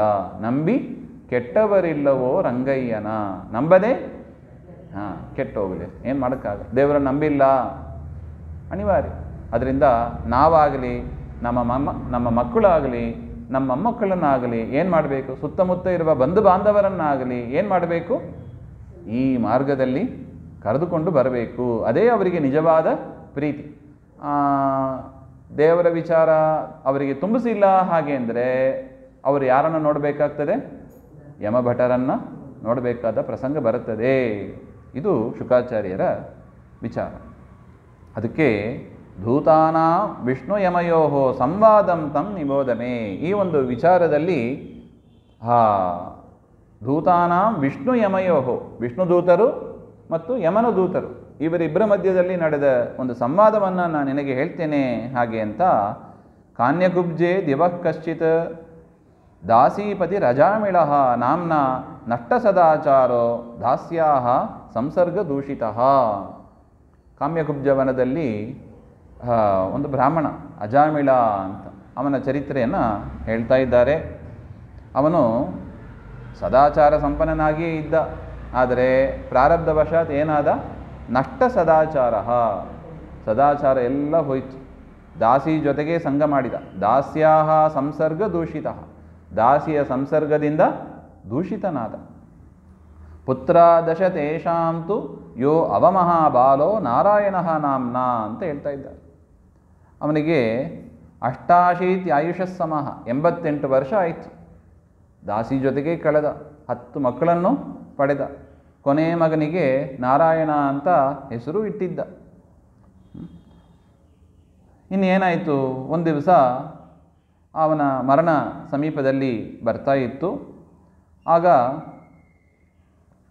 ಯಮ ಭಟರು ಬಂದು ಅವನನ್ನು ಕರ್ಕೊಂಡು ಹೋಗಬೇಕು ಅಂತ ಬರ್ತಾರೆ. ಸಪಾಶಹಸ್ತಾನ್ ಸ್ತ್ರೀನ್ ದೃಷ್ಟ ಪುರುಷಾನ್ ವೃಷದಾರುಣಾನ್ ವಕ್ರತುಂಡಾನ್ ಊರ್ಧ್ವರೋಮ್ನಃ ಆತ್ಮಾನಂ ನೇತುಮಾಗತಾನ್. ಆ ಯಮಭಟರ ರೂಪವನ್ನು ಹೇಳ್ತಾ ಇದ್ದಾರೆ. ಭಾರಿ ಭಯಂಕರವಾಗಿತ್ತಂತೆ. ಕೈಯಲ್ಲಿ ಹಗ್ಗವನ್ನು ಧರಿಸಿದವರಾಗಿ 3 ಜನ ಬಂದಿದ್ದರು ಅಂತಾರೆ. ಸ್ತ್ರೀನ್ ದೃಷ್ಟ ಪುರುಷಾನ್ ವೃಷದಾರುಣಾನ್, ವಕ್ರತುಂಡ, ಆನೆಯ ಸೊಂಡಿಲಂತೆ ಅಂತ ಹೇಳ್ತಾರೆ, ವಕ್ರವಾಗಿ ಇದ್ದ ಮುಖ, ಊರ್ಧ್ವರೋಮ್ನಃ, ಕೂದಲೆಲ್ಲ ನೆಟ್ಟಗೆ ನಿಂತಿತ್ತಂತೆ, ಆ ಥರ. ಆತ್ಮಾನಂ ನೇತುಮಾಗತ, ತನ್ನನ್ನು ಕರೆದೊಯ್ಯಕ್ಕೆ ಬಂದಿದ್ದರು ಅಂತ ಗೊತ್ತಾಯಿತು ಅಜಾಮಿಳನಿಗೆ. ಆಗ ಏನಾಯಿತು, ದೂರೇ ಕ್ರೀಡನಕಾಸಕ್ತಂ ಪುತ್ರಂ ನಾರಾಯಣಾಹ್ವಯಂ ಪ್ಲಾವಿತೇನ ಸ್ವರೇನ ಉಚ್ಚೈಹಿ ಆಜುಹಾವ ಆಕುಲೇಂದ್ರಿಯ. ತನಗೆ ಭಾರಿ ಹೆದರಿಕೆ ಆಯಿತು. ನಾರಾಯಣ ಅಂತ ಮಗನ ಹೆಸರು ಇಟ್ಟಿದ್ದ ನೋಡಿ, ನಾರಾಯಣ ಕಾಪಾಡು ಅಂತ ಮಗನನ್ನು ಕರೆದ. ಆಗ ಏನಾಯಿತು, ಯಮಪ್ರೇಷ್ಯಾನ್ ವಿಷ್ಣುದೂತ ವಾರಯಾಮಾಸು ರೋಜಸ. ಆಗ ವಿಷ್ಣುದೂತರು ಬಂದರಂತೆ. ನಾರಾಯಣ ಅಂತ ಶಬ್ದ ಕೇಳಿ ವಿಷ್ಣುದೂತರು ಬಂದು ಅವರು ಯಮದೂತರನ್ನು ಅವರು ತಡೆದರಂತೆ. ನೀವು ಇವನನ್ನು ಕರೆದುಕೊಂಡು ಹೋಗಬಾರದು ಹಾಗೆ ಅಂತ. ಆಗ ಆ ಯಮದೂತರೆಲ್ಲ ಹೇಳ್ತಾರೆ, ನೋಡಪ್ಪ, ನೀವು ಯಾರೂ ಗೊತ್ತಿಲ್ಲ, ನೀವು ಯಾರೋ ಬಂದಿದ್ದೀರಿ, ನಮ್ಮ ಕೆಲಸವನ್ನು ಮಾಡಬಾರ್ದು ಅಂತ ಹೇಳ್ತಾ ಇದ್ದೀರಿ. ಆದರೆ ನಾವಿಲ್ಲಿ ಬಂದಿರೋದು ಯಮದೇವರ ಆಜ್ಞೆಯಿಂದ ನಾವು ಬಂದಿದ್ದೀವಿ. ಇವನು ಮಹಾಪಾಪಿಷ್ಟ, ಏನೇನು ಏನೇನು ಅಧರ್ಮ ಮಾಡಬೇಕು ಎಲ್ಲವನ್ನೂ ಮಾಡಿದ್ದಾನೆ ಇವನು. ವೇದ ಪ್ರಣಹಿತೋ ಧರ್ಮೋ ಹಿ ಅಧರ್ಮಸ್ತದ್ ವಿಪರ್ಯಯ. ಆ ಯಮದೂತರು ಹೇಳ್ತಾರೆ, ಯಾವುದು ಧರ್ಮ ಯಾವುದು ಅಧರ್ಮ ತೀರ್ಮಾನ ಮಾಡೋದು ಹೇಗೆ? ಯಾವುದು ಧರ್ಮ? ಸತ್ಯ ಧರ್ಮ ರಥಾಯಚ ಅಂತ ನಾವು ಕೇಳ್ತೀವಿ ನೋಡಿ. ಯಾವುದು ಧರ್ಮ?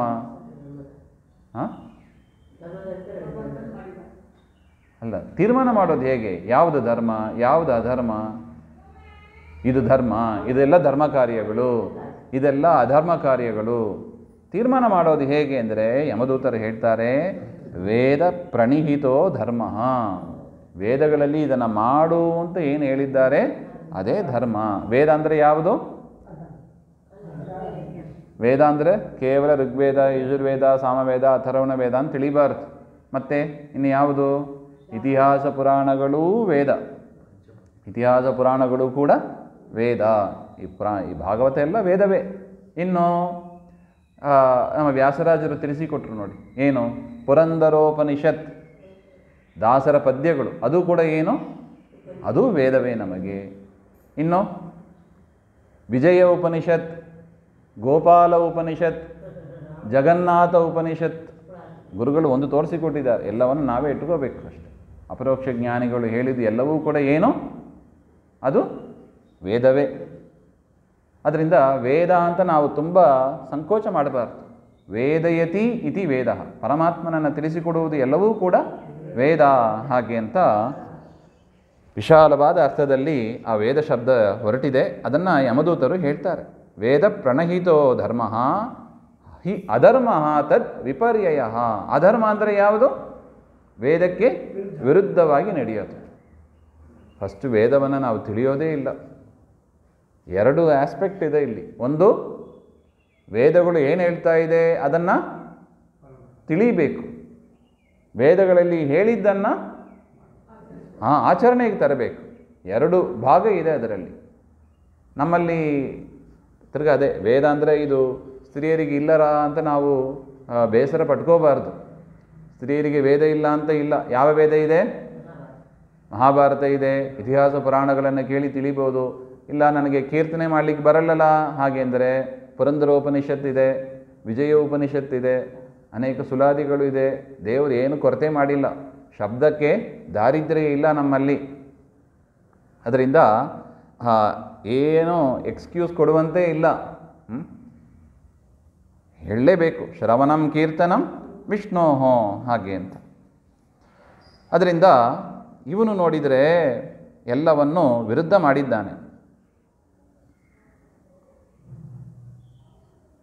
ಅದರಿಂದ ಇವನು ನಹಿ ಕಶ್ಚಿತ್ ಕ್ಷಣಮಪಿ ಜಾತುತಿಷ್ಠ್ಯತ್ಯಕರ್ಮಕೃತ್ ಕಾರ್ಯತೆ ಹ್ಯವಶಃ ಕರ್ಮ ಸರ್ವ ಪ್ರಕೃತಿಜೈರ್ಗುಣೈ ಹಾಗೆ ಅಂತ.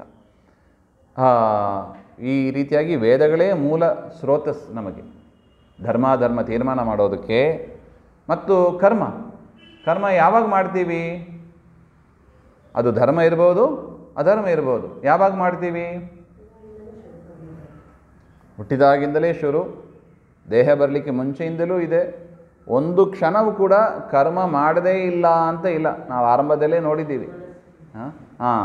ಕಾಯೇನ ವಾಚ ಮನಸ ಕರ್ಮಗಳು ನಡೀತಾನೇ ಇರ್ತದೆ. ನಮ್ಮ ಅಕೌಂಟಲ್ಲಿ ಡೆಪಾಸಿಟ್ ಆಗ್ತಾನೇ ಇರ್ತದೆ. ಅದು ಪುಣ್ಯ ಡೆಪಾಸಿಟ್ ಆಗ್ತದೋ, ಪಾಪ ಡೆಪಾಸಿಟ್ ಆಗ್ತದೋ, ಒಟ್ಟು ಕರ್ಮಗಳು ಆಗ್ತಾನೇ ಇರ್ತದೆ. ಅದನ್ನು ಹೇಳ್ತಾ ಇದ್ದಾರೆ ಇಲ್ಲಿ ಯಮದೂತರು. ಇದು ಭಗವದ್ಗೀತೆಯ ವಾಕ್ಯ ಇದು.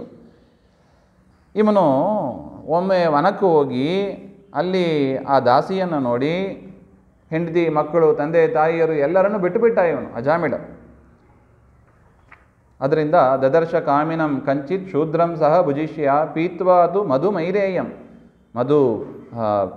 ಮಧುಪಾನ ಮಾಡೋದು ಏನೇನು ಇತ್ತೋ ಎಲ್ಲವನ್ನು ಮಾಡಿದ್ದಾನೆ ಅಂತಾರೆ. ಮತ್ತಯ್ಯ ವಿಶ್ಲತನ್ನೀವ್ಯ ಹ್ಯುಪೇತಂ ನಿರಪತ್ರಪಂ. ಯಾವ ನಾಚಿಕೆಯೂ ಇಲ್ಲದೆ ಅಂತ ಕೆಲಸ ಮಾಡಿದ್ದಾನೆ ಇವನು. ಕ್ರೀಡಂತಂ ಅನುಗಾಯಂತಂ ಹಸಂತಂ ಅನಯಾಂತಿಕೆ.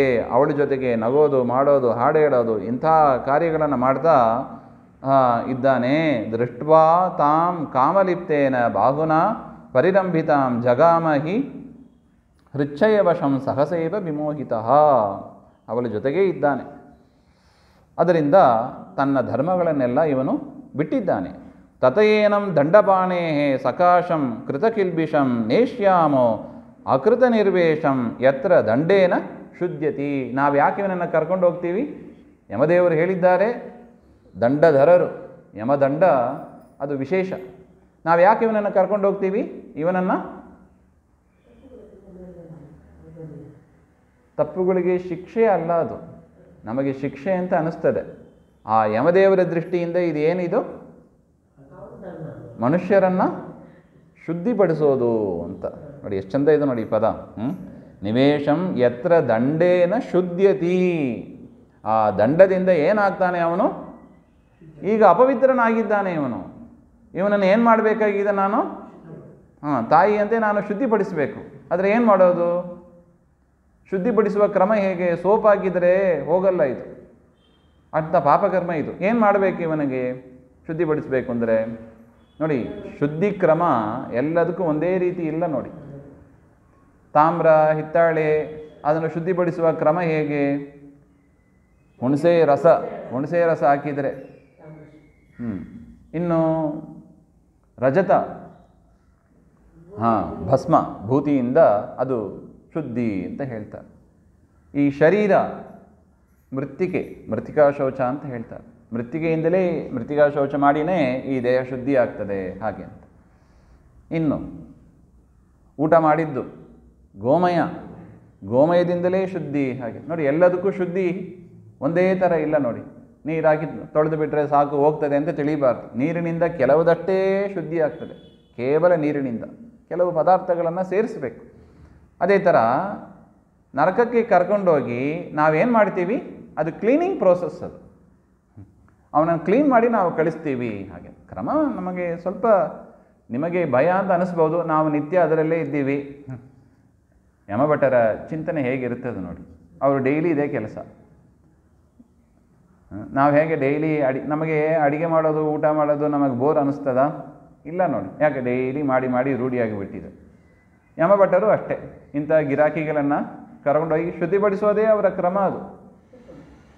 ಕರ್ಕೊಂಡು ಹೋಗ್ತಾ ಇರ್ತಾರೆ, ಬರ್ತಾ ಇರ್ತಾರೆ. ಇದರಿಂದ ನಾವು ಅವರನ್ನು ಶುದ್ಧಿಪಡಿಸ್ತೇವೆ. ಅದರಿಂದ ನೀವು ಯಾಕೆ ಅಡ್ಡ ಬರ್ತೀರಿ? ಹಾಗೆ ಅಂತ ಪ್ರಶ್ನೆ ಅದು. ವಿಷ್ಣು ದೂತರೇ ನೀವು ಯಾಕೆ ಅಡ್ಡ ಬರ್ತೀರಿ ಹಾಗೆ ಅಂತ.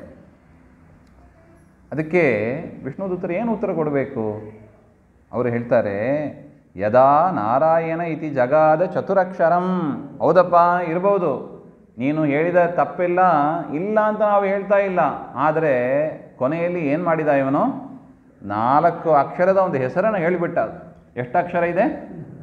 4 ಅಕ್ಷರ. ಯಾವುದದು? ನಾರಾಯಣ ಅಂತ ಹೇಳಿಬಿಟ್ಟ. ಅದರಿಂದ ಏನಾಯಿತು?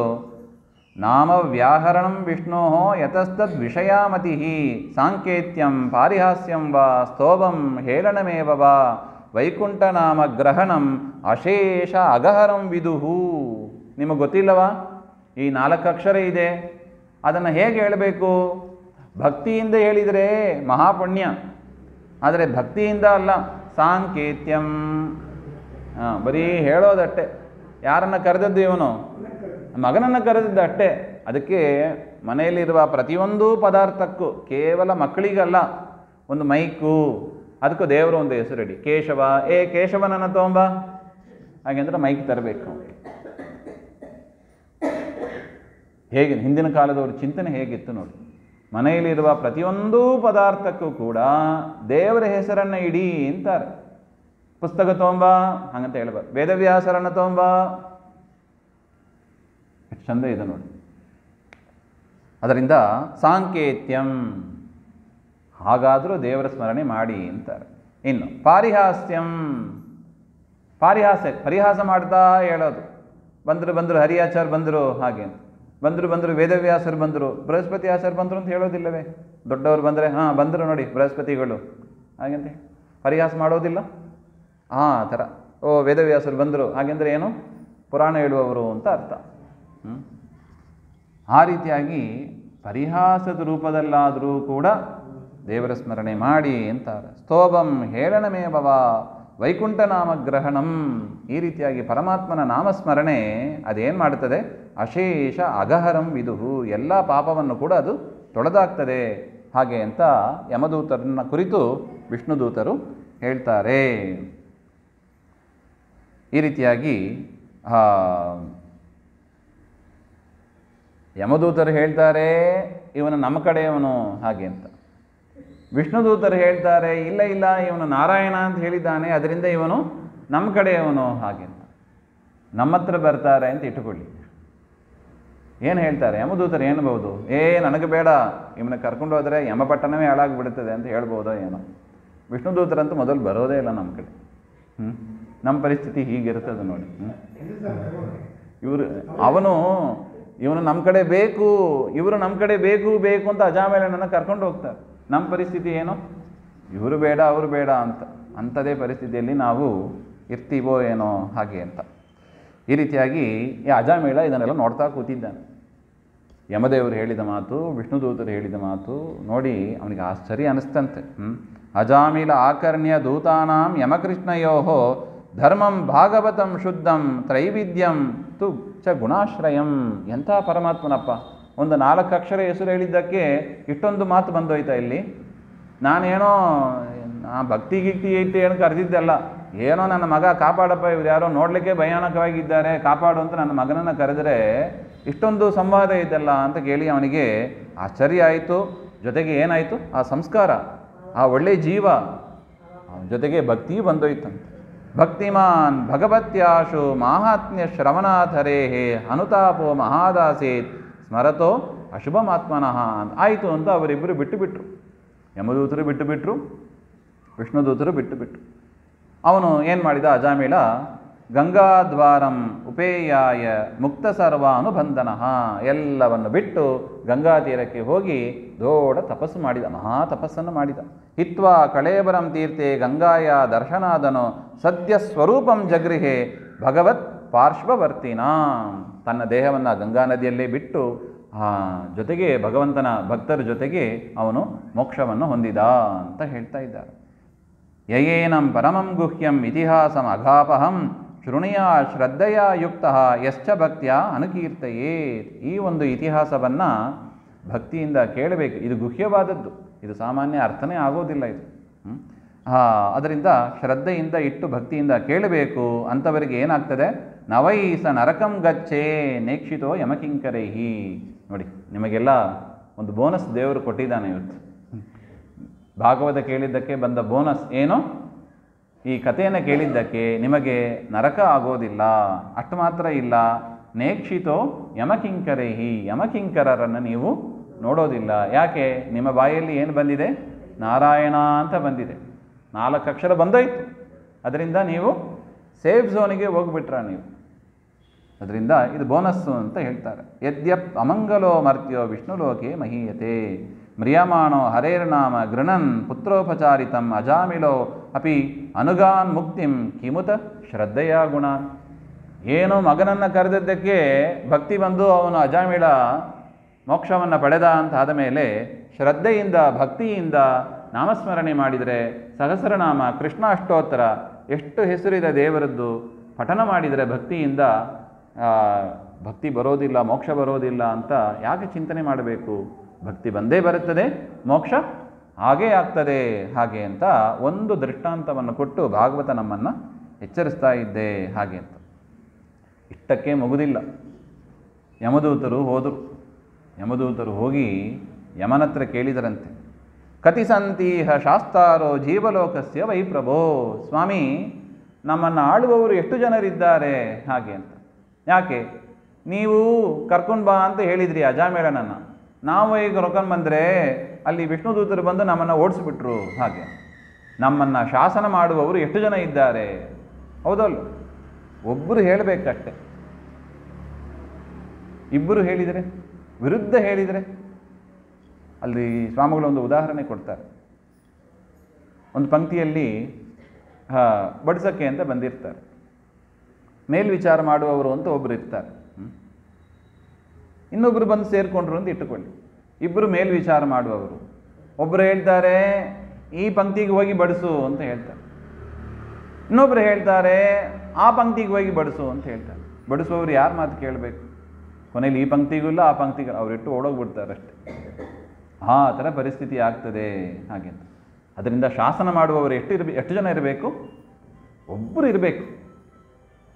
ಶಾಲೆಯಲ್ಲಿ ಪ್ರಿನ್ಸಿಪಲ್ ಎಷ್ಟಿರಬೇಕು?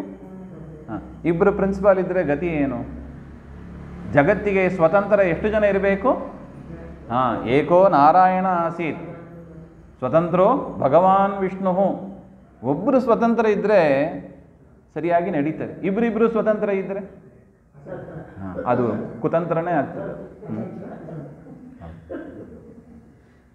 ಅದರಿಂದ ಯಾರ ಮಾತನ್ನು ಕೇಳಬೇಕು ನಾವು ಅಂತ ಇದು ಯಮದೂತರ ಚಿಂತೆ ಆಯಿತು. ಇನ್ನು ಯಾಕೆಂದರೆ ಇದು ಒಂದು ಸಲ ನಿಲ್ಲೋದಿಲ್ಲ, ಇನ್ನೊಂದು ಕಡೆ ಹೋಗ್ತಾರೆ. ನೀವು ಕರ್ಕೊಂಬ ಅಂತ ಹೇಳೋದು, ಅವರು ನೀವು ಓಡೋಗು ಅಂತ ಹೇಳೋದು. ಯಾರ ಮಾತನ್ನು ನಾವು ಕೇಳಬೇಕು? ಹಾಗೆಂದರೆ ಆಗ ಯಮದೇವರು ಅವರಿಗೆ ಟ್ರೈನಿಂಗ್ ಕೊಟ್ರಂತೆ. ಮೊದಲೇ ಟ್ರೈನಿಂಗ್ ಆಗಿತ್ತು, ಮರ್ತೋಗಿಬಿಟ್ಟಿದ್ರು ಏನೋ ಗೊತ್ತಿಲ್ಲ. ಅದು ಕೆಲಸ ಜಾಯಿನ್ ಮಾಡುವಾಗಲೇ ಒಂದು ಟ್ರೈನಿಂಗ್ ಅಂತ ಕೊಡ್ತಾರೆ. ಹೌದು, ಕೆಲಸ ಮಾಡುವಾಗಲೇ ಟ್ರೈನಿಂಗ್ ಕೊಟ್ಟಿರ್ತಾರೆ. ಮಧ್ಯ ಮರ್ತೋಯ್ತೋ ಏನೋ ಹಾಗೆ ಅಂತ. ಎಷ್ಟು ಚೆನ್ನಾಗಿ ಹೇಳ್ತಾರೆ ನೋಡಿ ಯಮದೇವರು. ನೋಡಪ್ಪ, ಈ ಭಾಗವತ ಪರಮಾತ್ಮನನ್ನು ಸರಿಯಾಗಿ ಅರಿತವರು ಯಾರು? ಹಾಗೆ ಅಂದರೆ ಸ್ವಯಂಭೋ ನಾರದ ಶಂಭು ಕುಮಾರ ಕಪಿಲೋ ಮನು ಪ್ರಹ್ಲಾದ ಜನಕೋ ಭೀಷ್ಮೋ ಬಲಿರ್ ವೈಯಾಸಕಿರ್ವಯಂ. ಪರಮಾತ್ಮನನ್ನು ದ್ವಾದಶೇತೆ ವಿಜಾನೀಮಃ ಧರ್ಮಂ ಭಾಗವತಂ ಭಟಾಹ. ಏ ಭಾಗವತ ಭಟರೇ, ನನ್ನ ಭಟರಾಗಿದ್ದರೆ ಇದ್ದವರೇ ಇದನ್ನು ಸರಿಯಾಗಿ ತಿಳಿರಿ. ಭಾಗವತ ಧರ್ಮವನ್ನು ಸರಿಯಾಗಿ ಬಲ್ಲವರು ಎಷ್ಟು ಜನ? 12 ಜನ ಇದ್ದಾರೆ. ಹಾಗೆ ಅಂತ.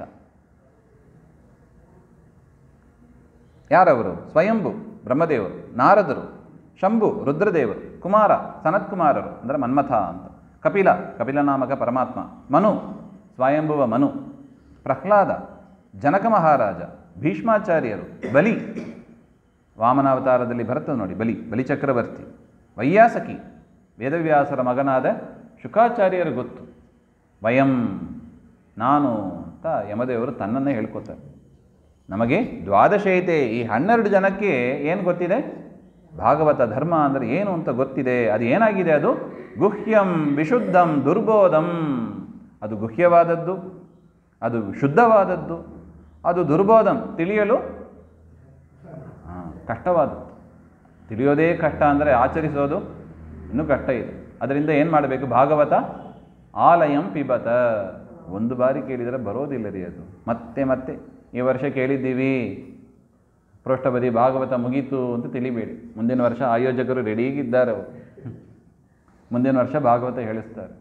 ಪ್ರತಿ ವರ್ಷ ಭಾಗವತ ಕೇಳಲೇಬೇಕು. ಒಂದು ಸಾರಿ ಅದು ರೀಚಾರ್ಜ್ ಮಾಡ್ಕೋಬೇಕು. ನಾವು ಮೊಬೈಲ್ ರೀಚಾರ್ಜ್ ಮಾಡ್ತೀವಲ್ಲ, ಭಾಗವತ ಧರ್ಮ ರೀಚಾರ್ಜ್ ಮಾಡ್ಕೋಬೇಕಲ್ಲ. ಪೃಷ್ಠಪದಿ ಸರಿಯಾದ ಸಮಯ ಇದೆ.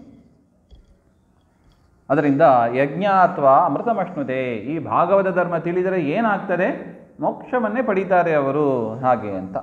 ಅದರಿಂದ ನಿಮಗೆ ಇದು ಸರಿಯಾಗಿ ಗೊತ್ತಿಲ್ಲ, ನಾನು ಹೇಳ್ತೇನೆ ಅಂತ ಹೇಳಿ ಯಾರನ್ನ ಕರ್ಕೊಂಬರಬೇಕು ಅಂತ ಕೇಳಿದ್ರಲ್ವಾ?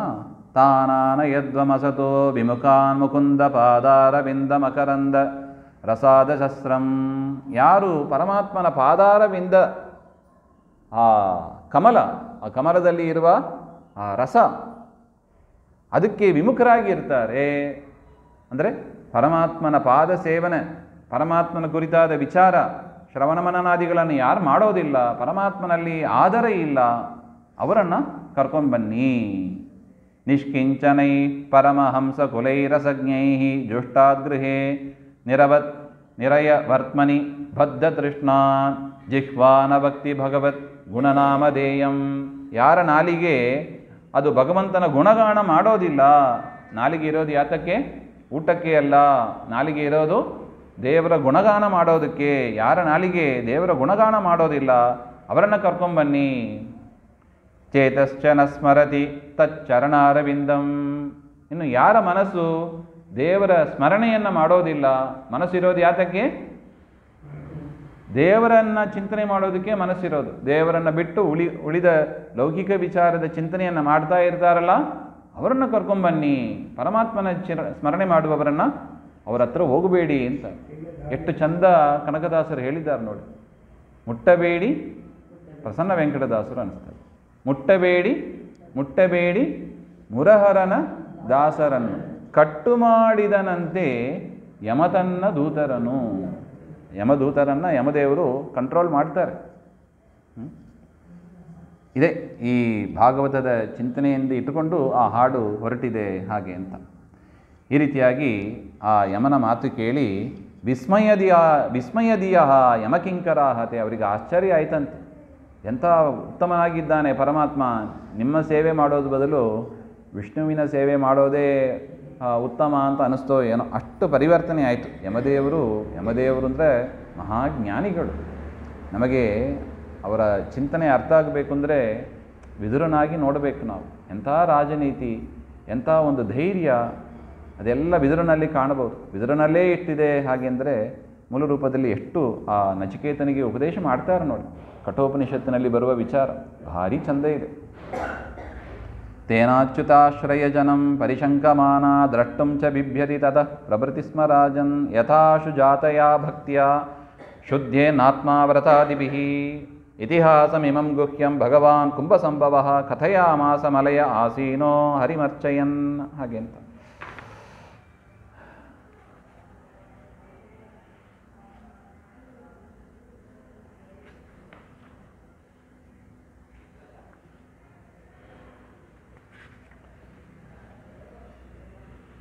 ಇದಾದ ಮೇಲೆ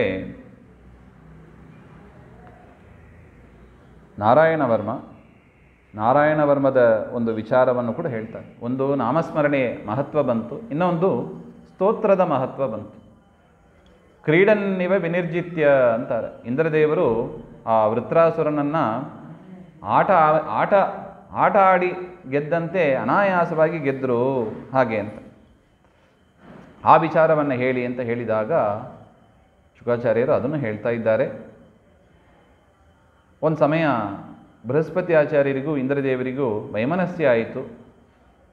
ಅವರು ಬಂದಾಗ ಎದ್ದು ನಿಂತಿಲ್ಲ. ಬೃಹಸ್ಪತಿ ಆಚಾರ್ಯ ಬಂದಾಗ ಇಂದ್ರದೇವರು ಗೌರವ ಕೊಟ್ಟಿಲ್ಲ. ಅವರು ಅದೃಶ್ಯರಾಗ್ಬಿಟ್ರು. ಅಲ್ಲೇ ಇದ್ದರು, ಅದೃಶ್ಯರಾಗ್ಬಿಟ್ರು. ದೊಡ್ಡವರು ಬಂದಾಗ ಅವರಿಗೆ ಆದರ ಗೌರವ ಉಪಚಾರ ಮಾಡಬೇಕಿತ್ತು. ಅದರಿಂದ ಬ್ರಹ್ಮದೇವರ ಹತ್ರ ಹೋಗಿ ಕೇಳಿದರಂತೆ. ಗುರುಬಲ ನೋಡಿದೆ, ಗುರುಬಲ ಹೋಗೋದು ಅಂದರೆ ಇದೆ, ಗುರು ಅಸ್ತ ಆಗೋದು ಅಂದರೆ ಈ ರೀತಿಯಾಗಿ ಆಗಿಬಿಡುತ್ತದೆ. ಈ ವಿಚಾರ ದೇವತೆಗಳಿಗಿಂತ ಅಸುರರಿಗೆ ಭಾರಿ ಬೇಗ ಕಾಯ್ತಾ ಇರ್ತಾರೆ ಅವರು. ಯಾವಾಗ ಸೋಲಿಸೋದು ಹಾಗೆ. ಅದಕ್ಕೆ ಡೇಂಜರ್ ಝೋನ್. ನಾವು ದೇವರನ್ನು ಮರೆತರೆ ಡೇಂಜರ್ ಝೋನ್ ಅಂತ ಇರೋದು. ಯಾಕೆ? ಆ ಪಕ್ಷದವರು ಕಾಯ್ತಾ ಕೂತಿರ್ತಾರೆ. ಯಾವಾಗ ಇವನ ಪುಣ್ಯವನ್ನು ನಾನು ಕಸಿದುಕೊಳ್ಳುವೇನೆ. ಅವರಿಗೆ ಆ ಪುಣ್ಯ ಬೇಕಾಗಿದೆ. ನಾವು ಮಾಡಿರುವ ಪುಣ್ಯ ಅವರ ಪುಣ್ಯ ಕಾರ್ಯ ಮಾಡಲಿಕ್ಕಾಗಲ್ಲ. ಪುಣ್ಯದ ಫಲ ಬೇಕಾಗಿದೆ. ಅದರಿಂದ ಪುಣ್ಯ ಬೇಕು ಅಂತ ಇದೆ ಅವರಿಗೆ.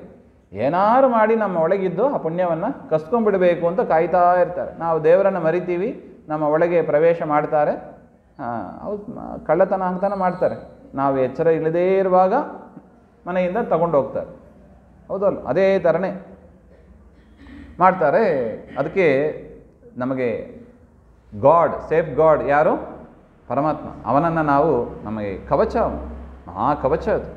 ಅದರಿಂದ ಬ್ರಹ್ಮದೇವರ ಹತ್ರ ಹೋಗಿ ಕೇಳ್ತಾರೆ, ದೈತ್ಯರ ಆರ್ಭಟ ಆಗಿದೆ, ಅನುಗ್ರಹ ಮಾಡಬೇಕು ಅಂತ ಹೇಳಿದಾಗ, ನೋಡಿ, ಪುರೋಹಿತರು ಸಿಗೋದು ಕಡಿಮೆ ಇದೆ. ಇರೋದು ಇಬ್ಬರೇ ಪುರೋಹಿತರು. ಒಬ್ಬರನ್ನಂತೂ ದೂರ ಮಾಡಿಬಿಟ್ರಿ. ಇನ್ನೊಬ್ಬರು ವಿಶ್ವರೂಪಾಚಾರ್ಯರು ಅಂತಿದ್ದಾರೆ.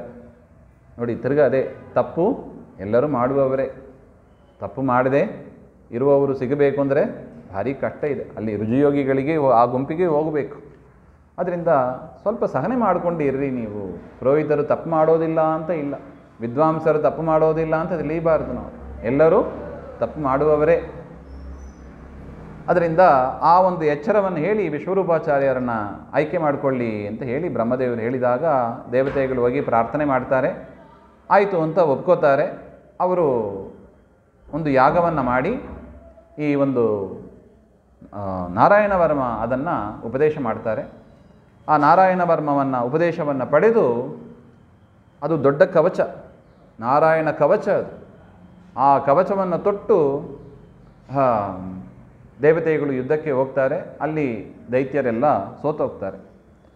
ಸೋತೋದ ಮೇಲೆ ಮನೆಯಲ್ಲಿ ಪುರೋಹಿತರಾಗಿ ದೇವೇಂದ್ರನ ಮನೆಯಲ್ಲಿ ವಿಶ್ವರೂಪಾಚಾರ್ಯರು ನಿತ್ಯ ಹೋಮ ಹವನ ನಡೀತಾ ಇರತಕ್ಕದ್ದು. ಜೊತೆಗೆ ಏನು ಮಾಡಿಬಿಟ್ರು, ದೇವತೆಗಳಿಗೆ ಆಹುತಿ ಕೊಟ್ಟರು, ಜೊತೆಗೆ ದೈತ್ಯರಿಗೂ ಕೂಡ ಆಹುತಿ ಕೊಡ್ತಾ ಬಂದರು. ಈ ವಿಚಾರ ಇಂದ್ರನಿಗೆ ಗೊತ್ತಾಯಿತು. ಏನು ಮಾಡಿಬಿಟ್ರು, ತಲೆಯನ್ನೇ ಕತ್ತರಿಸ್ಬಿಟ್ರು. ನಮ್ಮನೆಗೆ ಬಂದು ನಮ್ಮ ಶತ್ರುಗಳಾದ ನಮ್ಮ ಪದಾರ್ಥಗಳನ್ನು ತೆಗೆದುಕೊಂಡು ನಮಗೆ ಶತ್ರುಗಳಿಗೆ ನೀವು ಆಹುತಿ ಕೊಡ್ತಾ ಇದ್ದೀರಾ ಹಾಗೆ ಅಂತ ವಿಶ್ವರೂಪಾಚಾರ್ಯರ ತಲೆಯನ್ನೇ ತೆಗೆದುಬಿಟ್ರು. ಅವರ ತಂದೆ ತ್ವಷ್ಟೃ ಅಂತ ಪ್ರಜಾಪತಿ, ಅವರಿಗೆ ಸಿಟ್ಟು ಬಂದು ಅವರು ಒಂದು ಹೋಮವನ್ನು ಮಾಡಿದರು. ಆಭಿಚಾರಿಕ ಕೃತ್ಯ ಅಂತ ಕರೀತಾರೆ. ಇಂದ್ರ ಶತ್ರು ವಿವರ್ಧಸ್ವ ಮಾಚಿರಂ ಜಹಿ ವಿದ್ವಿಷಂ ಹಾಗೆ ಅಂತ, ಮಹೇಂದ್ರ ಶತ್ರುರ್ವರ್ಧಸ್ವ ಅಂತ ಹೇಳ್ತಾರೆ. ಅಂಥ ಒಂದು ಆಭಿಕೃತ್ಯ ಹೋಮವನ್ನು ಮಾಡಿ ಅಲ್ಲಿಂದ ಹುಟ್ಟಿದವ ವೃತ್ರಾಸುರ ಅಂತ ಹೇಳ್ತಾರೆ. ಆ ವೃತ್ರಾಸುರನಿಗೂ ಯುದ್ಧಕ್ಕೆ ಅಂತ ಬಂದಾಗ ಅವನು ಮತ್ತೆ ದೇವತೆಗಳನ್ನೆಲ್ಲ ಸೋಲಿಸಿಬಿಡ್ತಾನೆ. ಮತ್ತೆ ಇಂದ್ರದೇವರು ಹೋಗಿ ಪರಮಾತ್ಮನನ್ನು ಪ್ರಾರ್ಥನೆ ಮಾಡಿದಾಗ ಪರಮಾತ್ಮ ಸಲಹೆ ಹೇಳ್ತಾನೆ, ನೀವು ದದೀಚಿ ಋಷಿಗಳ ಹತ್ರ ಹೋಗಿ. ಅವರು ಈ ನಾರಾಯಣ ವರ್ಮದ ಸಿದ್ಧಿಯನ್ನು ಪಡೆದ ಪುರುಷರಾಗಿದ್ದಾರೆ. ಅವರ ಎಲುಬಿನಿಂದ ವಿಶ್ವಕರ್ಮನನ್ನು ಇಟ್ಟುಕೊಂಡು ವಜ್ರಾಯುಧ ನಿರ್ಮಾಣ ಮಾಡಿ ಅದರಿಂದ ವೃತ್ರನನ್ನು ಸೋಲಿಸಬಹುದು ಅಂತ ಹೇಳ್ತಾರೆ. ಅವರು ಕೂಡ ಅದೇ ರೀತಿಯಾಗಿ ಮಾಡಿ ವೃತ್ರಾಸುರನ ಸಾಯ್ತಾನೆ. ಸಾಯುವಾಗ ತತ್ಪೂರ್ವದಲ್ಲಿ ವೃತ್ರಾಸುರ ಒಂದು ಮಾತು ಹೇಳ್ತಾನೆ. ಒಂದು ವಜ್ರಾಯುಧ ಇದ್ದಕ್ಕಿಂತ ಕೆಳಗೆ ಬಿದ್ದು ಬಿಡುತ್ತದೆ. ಆಗ ಅವನು ಹೇಳ್ತಾನೆ, ವೃತ್ರಾಸುರ ಹೆದರಬೇಡ, ಎಂದಿಗೂ ನಾನು ಸಾಯುವವನೇ, ತೆಗೆದುಕೋ ಹಾಗೆ ಅಂತ. ಯುದ್ಧದಲ್ಲಿ ಅದು ಅವಮಾನದ ಪ್ರಶ್ನೆ. ಅದು ಆಯುಧ ಕೆಳಗೆ ಬಿದ್ದು ಬಿಟ್ಟರೆ ಅದನ್ನು ಮತ್ತೆ ತೆಗೆಯೋದು ಪ್ರೆಸ್ಟೀಜ್ ಇಶ್ಯೂ. ಆದರೆ ಏನು ಮಾಡೋದು, ಇಂದ್ರನಿಗೆ ಬೇರೆ ಆಪ್ಷನ್ ಇಲ್ಲ. ಯಾಕೆ? ವೃತ್ರ ಸಾಯೋದೇ ವಜ್ರಾಯುಧದಿಂದ, ಪರಮಾತ್ಮನ ವಿಶೇಷ ಸನ್ನಿಧಾನ ಇದೆ. ಅದರಿಂದ ತೆಗೆದುಕೋ ಹಾಗೆ ಅಂತ. ಇಂದ್ರನಿಗೆ ಆಶ್ಚರ್ಯ ಆಯ್ತಂತೆ. ಅಲ್ಲಪ್ಪ, ಎಂಥವನು ನೀನು, ನಿನಗೆ ಮೃತ್ಯು ಅಂತ ಗೊತ್ತಿದ್ರು ಕೂಡ ಹೇಳ್ತೀಯಲ್ಲ, ನನಗೆ ಮೃತ್ಯು ಭಯ ಇಲ್ಲ ಅಂತಾನೆ ವೃತ್ರಾಸುರ. ನಾನು ಪರಮಾತ್ಮನ ಸೇವೆ ಮಾಡಿಕೊಂಡು ಇರ್ತೇನೆ, ನನಗೆ ಮೃತ್ಯುವಿನ ಭಯ ಇಲ್ಲ ಹಾಗೆ ಅಂತ. ನೋಡಿ ವೈಷ್ಣವರು ಹೇಗಿರ್ತಾರೆ ನೋಡಿ. ತದಾದ ಮೇಲೆ ಅವನು ಸತ್ತ ಹಾಗೆ ಅಂತ ಪರೀಕ್ಷಿತ್ ರಾಜ ಪ್ರಶ್ನೆ ಮಾಡ್ತಾನೆ, ಏನಿದು, ಯಾರಿದು ವೃತ್ರಾಸುರ ಹಾಗೆ ಅಂತ ಕೇಳಿದರೆ ಅವನ ವೃತ್ತಾಂತವನ್ನು ಹೇಳಿ ಅಂತ ಕೇಳಿದಾಗ ಆಗ ಚಿತ್ರಕೇತು ಅಂತ ಒಂದು ರಾಜ, ಅವನೇ ವೃತ್ರಾಸುರನಾಗಿ ಬರ್ತಾನೆ. ಚಿತ್ರಕೇತು ರಾಜ, ಅವನಿಗೆ ತುಂಬ ಜನ ಹೆಂಡತಿಯರಿದ್ದರು, ಆದರೆ ಯಾವ ಹೆಂಡತಿಯಲ್ಲೂ ಕೂಡ ಮಕ್ಕಳು ಆಗಲಿಲ್ಲ. ಅಂಗಿರಸು ಮತ್ತು ನಾರದರು ಇಬ್ಬರು ಬಂದರಂತೆ.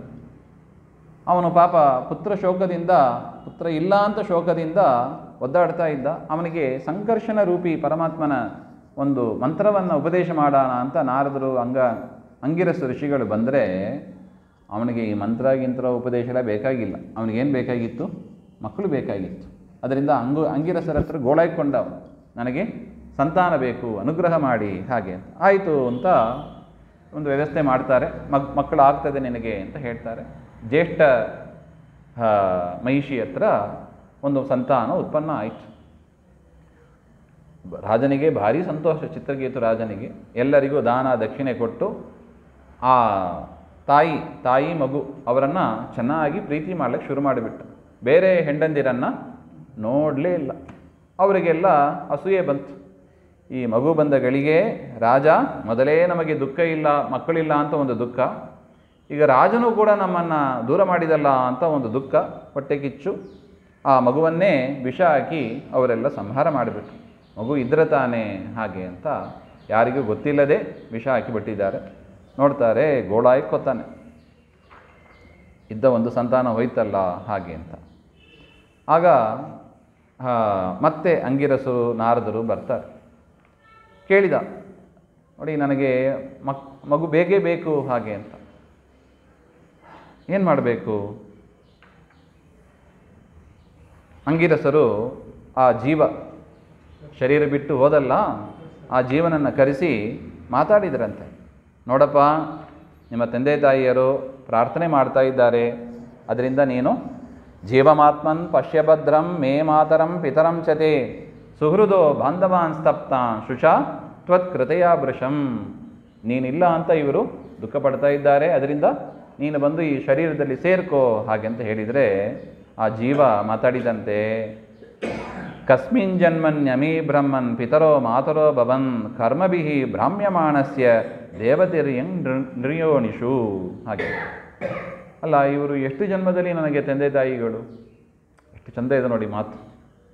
ಈ ಜನ್ಮದಲ್ಲಿ ಇವರು ತಂದೆ ತಾಯಿಗಳು. ನನಗೆ ಎಷ್ಟು ದೇಹ ಬಂದಿದೆ? ಅನಂತ ದೇಹ ಬಂದಿದೆ. 84 ಲಕ್ಷ ಅಂತೂ ಕನಿಷ್ಠ ಬಂದಿದೆ. ಒಬ್ಬೊಬ್ಬರು ತಂದೆ ತಾಯಿಗಳು ಕೂಡ ಇವನು ನನ್ನ ಜೊತೆಗೆ ಇರಬೇಕು ಅಂದರೆ, ನಾನು ಎಲ್ಲೋ ನಾನೇ ಮೊದಲೇ ಒದ್ದಾಡ್ತಾ ಇದ್ದೀನಿ. ದೇವತಿರ್ಯಂಗ್ ನರಯೋನಿಷು, ಮನುಷ್ಯನಾಗಿ ಪಕ್ಷಿ ಪ್ರಾಣಿಯಾಗಿ ಮರಗಿಡವಾಗಿ ತಿರುಗ್ತಾ ಒದ್ದಾಡ್ತಾ ಕೂತಿದ್ದೀನಿ. ನನಗೇನು ಗತಿ ಕಾಣಿಸ್ತಾ ಇಲ್ಲ. ನೋಡಿದರೆ ನೀವು ಇವರು ಈ ಶರೀರದ ಮುಂದೆ ಸೇರ್ಕೋ, ಇವ್ರ ತಂದೆ ತಾಯಿ ಅಂತ ಹೇಳಿದರೆ, ಎಷ್ಟು ಜನ್ಮದಲ್ಲಿ ಇವರು ನನಗೆ ತಂದೆ ತಾಯಿ? ಎಷ್ಟು ಜನ ತಂದೆ ತಾಯಿಗಳು ನನಗಿದ್ದಾರೆ? ಪ್ರತಿಯೊಬ್ಬರು ಕರೀತಾರೆ, ನಾವು ಹೋಗ್ತಾ ಕೂತಿದ್ರೆ ಆಗ್ತದಾ ಇದು? ಎಷ್ಟು ಚಂದ ಇದೆ ನೋಡಿ ಮಾತು.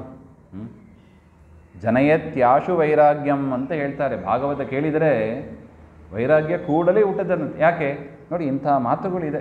ನಾವು ಯಾವತ್ತಾರು ಊಹೆ ಮಾಡಿದ್ದುಂಟಾ? ಓದ ಜೀವ ಅವರನ್ನು ಕರೆಸಿ ಮಾತಾಡಿಸಿ, ಬಂದು ಸೇರು, ಪಾಪ ಅಳ್ತಾ ಕೂತಿದ್ದಾರೆ, ಬಂದು ಸೇರು, ಬರ್ತಾರಾ ಅವರು? ಆಗೋದೇ ಇಲ್ಲ. ಅವರು ಬಂದರೂ ಸಾಮರ್ಥ್ಯ ಇದ್ದರೂ ಕೂಡ ಇಚ್ಛೆ ಪಡೋದಿಲ್ಲ. ಯಾಕೆ? ಎಷ್ಟು ಜನ್ಮದಲ್ಲಿ ಇವರು ನನ್ನ ಬಂಧು ಬಾಂಧವರು. ಅದರಿಂದ ಹೋದರು ಅಂತ ಹೇಳಿ ನಾವು ಅಳ್ತಾ ಕೂಡೋದಿಲ್ಲ. ಯಾಕೆ? ನಾವು ಬಂದಿರೋದು ಯಾತಕ್ಕೆ? ಹೋಗೋದಕ್ಕೆ. ಬಂದಿರೋದು ಯಾತಕ್ಕೆ? ಹೋಗೋದಕ್ಕೆ. ಕರ್ಮ ಇರುವಷ್ಟು ಒಟ್ಟಿಗೆ ಇರ್ತೀವಿ. ಕರ್ಮ ಮುಗೀತು, ಆ ಮನೆಯ ಋಣ ಮುಗೀತು, ಮುಂದಿನ ಕೆಲಸ ನೋಡು ಅಂತಾರೆ ನೋಡಿ. ಕೆಲಸ ನೋಡು ಅಂತ ಹೇಳ್ತಾರೆ ನೋಡಿ. ಮುಂದಿನ ಕೆಲಸ ನೋಡ್ತಾ ಹೋಗ್ತಾ ಇರಬೇಕು. ಟ್ರೈನ್ ಬಂತು, ಸ್ಟೇಷನ್ ಬಂತು, ಟ್ರೈನಲ್ಲಿ ಎಲ್ಲ ಕೂತಿದ್ದಾರೆ, ನಾನು ಮಾತ್ರ ಯಾಕೆ ಇಳಿಬೇಕು ಹಾಗಂತ ಕೇಳುವಂತೆ ಇಲ್ಲ. ಅಥವಾ ಇಳಿಯುವವರನ್ನು ಕರೆದು, ನಾನು ಕೂತಿದ್ದೀನಿ, ನೀವು ಬನ್ನಿ ಅಂದರೆ, ಹೋಗ್ರಿ, ನಮ್ಮ ಸ್ಟೇಷನ್ ಬಂತು, ನಾವು ಇಳಿದು ಹೋಗ್ತೀವಿ, ನೀವು ಹೋಗ್ರಿ ಹಾಗೆ ಅಂತ. ಯದ್ಯಪಿ ಟ್ರೈನಲ್ಲಿ ಇರುವಾಗ ಮಾತಾಡ್ತಾ ಇದ್ದದ್ದು, ಪ್ರೀತಿಯಿಂದ ಇದ್ದದ್ದು. ಆದರೂ ಸ್ಟೇಷನ್ ಬಂತು, ಇಳಿತೀವಾ? ಅಲ್ಲ, ಪಾಪ ಇವರು ಬಂಧು ಬಾಂಧವರು ಚೆನ್ನಾಗಿದ್ದಾರೆ ಅಂತ ಹೋಗ್ತೀವ ಅವ್ರ ಜೊತೆ. ನಮ್ಮ ಕೆಲಸ ನಾವು ನೋಡ್ಕೊಂಡು ಹೋಗ್ತೀವ ಅಲ್ಲ. ಅದರಿಂದ ಈ ಗೀಮಿಲಿ ಅದೆಲ್ಲ ಏನು ಅತಿಯಾಗಿ ಸ್ನೇಹ ಇಟ್ಕೋಬೇಡಿ. ನಾವು ಬಂದದ್ದು ಯಾತಕ್ಕೆ? ಒಂದಿನ ಕಳಚಿಕೊಂಡು ಹೋಗೋದಕ್ಕೆ. ಅದರಿಂದ ಹೆಂಡತಿ ಇರ್ಬೋದು, ಪತಿ ಇರ್ಬೋದು, ಮಕ್ಕಳು ಇರ್ಬೋದು, ತಂದೆ ತಾಯಿಯರು ಅಂತ ಇರ್ಬೋದು, ಯಾರ ಮೇಲೂ ಕೂಡ ಅತಿಯಾಗಿ ಪ್ರೀತಿ ಇಡಬೇಡಿ. ಯಾರಲ್ಲಿ ಇಡಬೇಕು? ನಮ್ಮ ಜೊತೆಗೆ ಸತತವಾಗಿ ಬರತಕ್ಕವ ಏಕೈಕ ವ್ಯಕ್ತಿ ಯಾರು? ಪರಮಾತ್ಮ. ಅವನನ್ನು ನೀವು ಪ್ರೀತಿ ಮಾಡಿ ಹಾಗೆ ಅಂತ. ಈ ಮಾತು ಕೇಳಿದ ಕೂಡಲೇ ಆ ಚಿತ್ರಕೇತು ರಾಜನಿಗೆ ಬದಲಾವಣೆ ಆಗಿಬಿಟ್ಟ. ನೋಡಿ, ಅಜಾಮಿಳ ಬದಲಾವಣೆ ಆದದ್ದು ಆ ಸಂವಾದದಿಂದ, ಯಮ ವಿಷ್ಣುದೂತರ ಸಂವಾದದಿಂದ ಬದಲಾವಣೆ.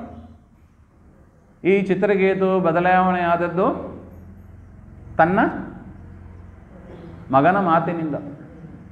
ನಾವು ಬದಲಾವಣೆ ಆಗೋದು ಯಾವುದರಿಂದ? ಹಾಗೆ ಅಂತ ನಮ್ಮನ್ನು ನಾವು ಕೇಳ್ಕೋಬೇಕಷ್ಟೆ.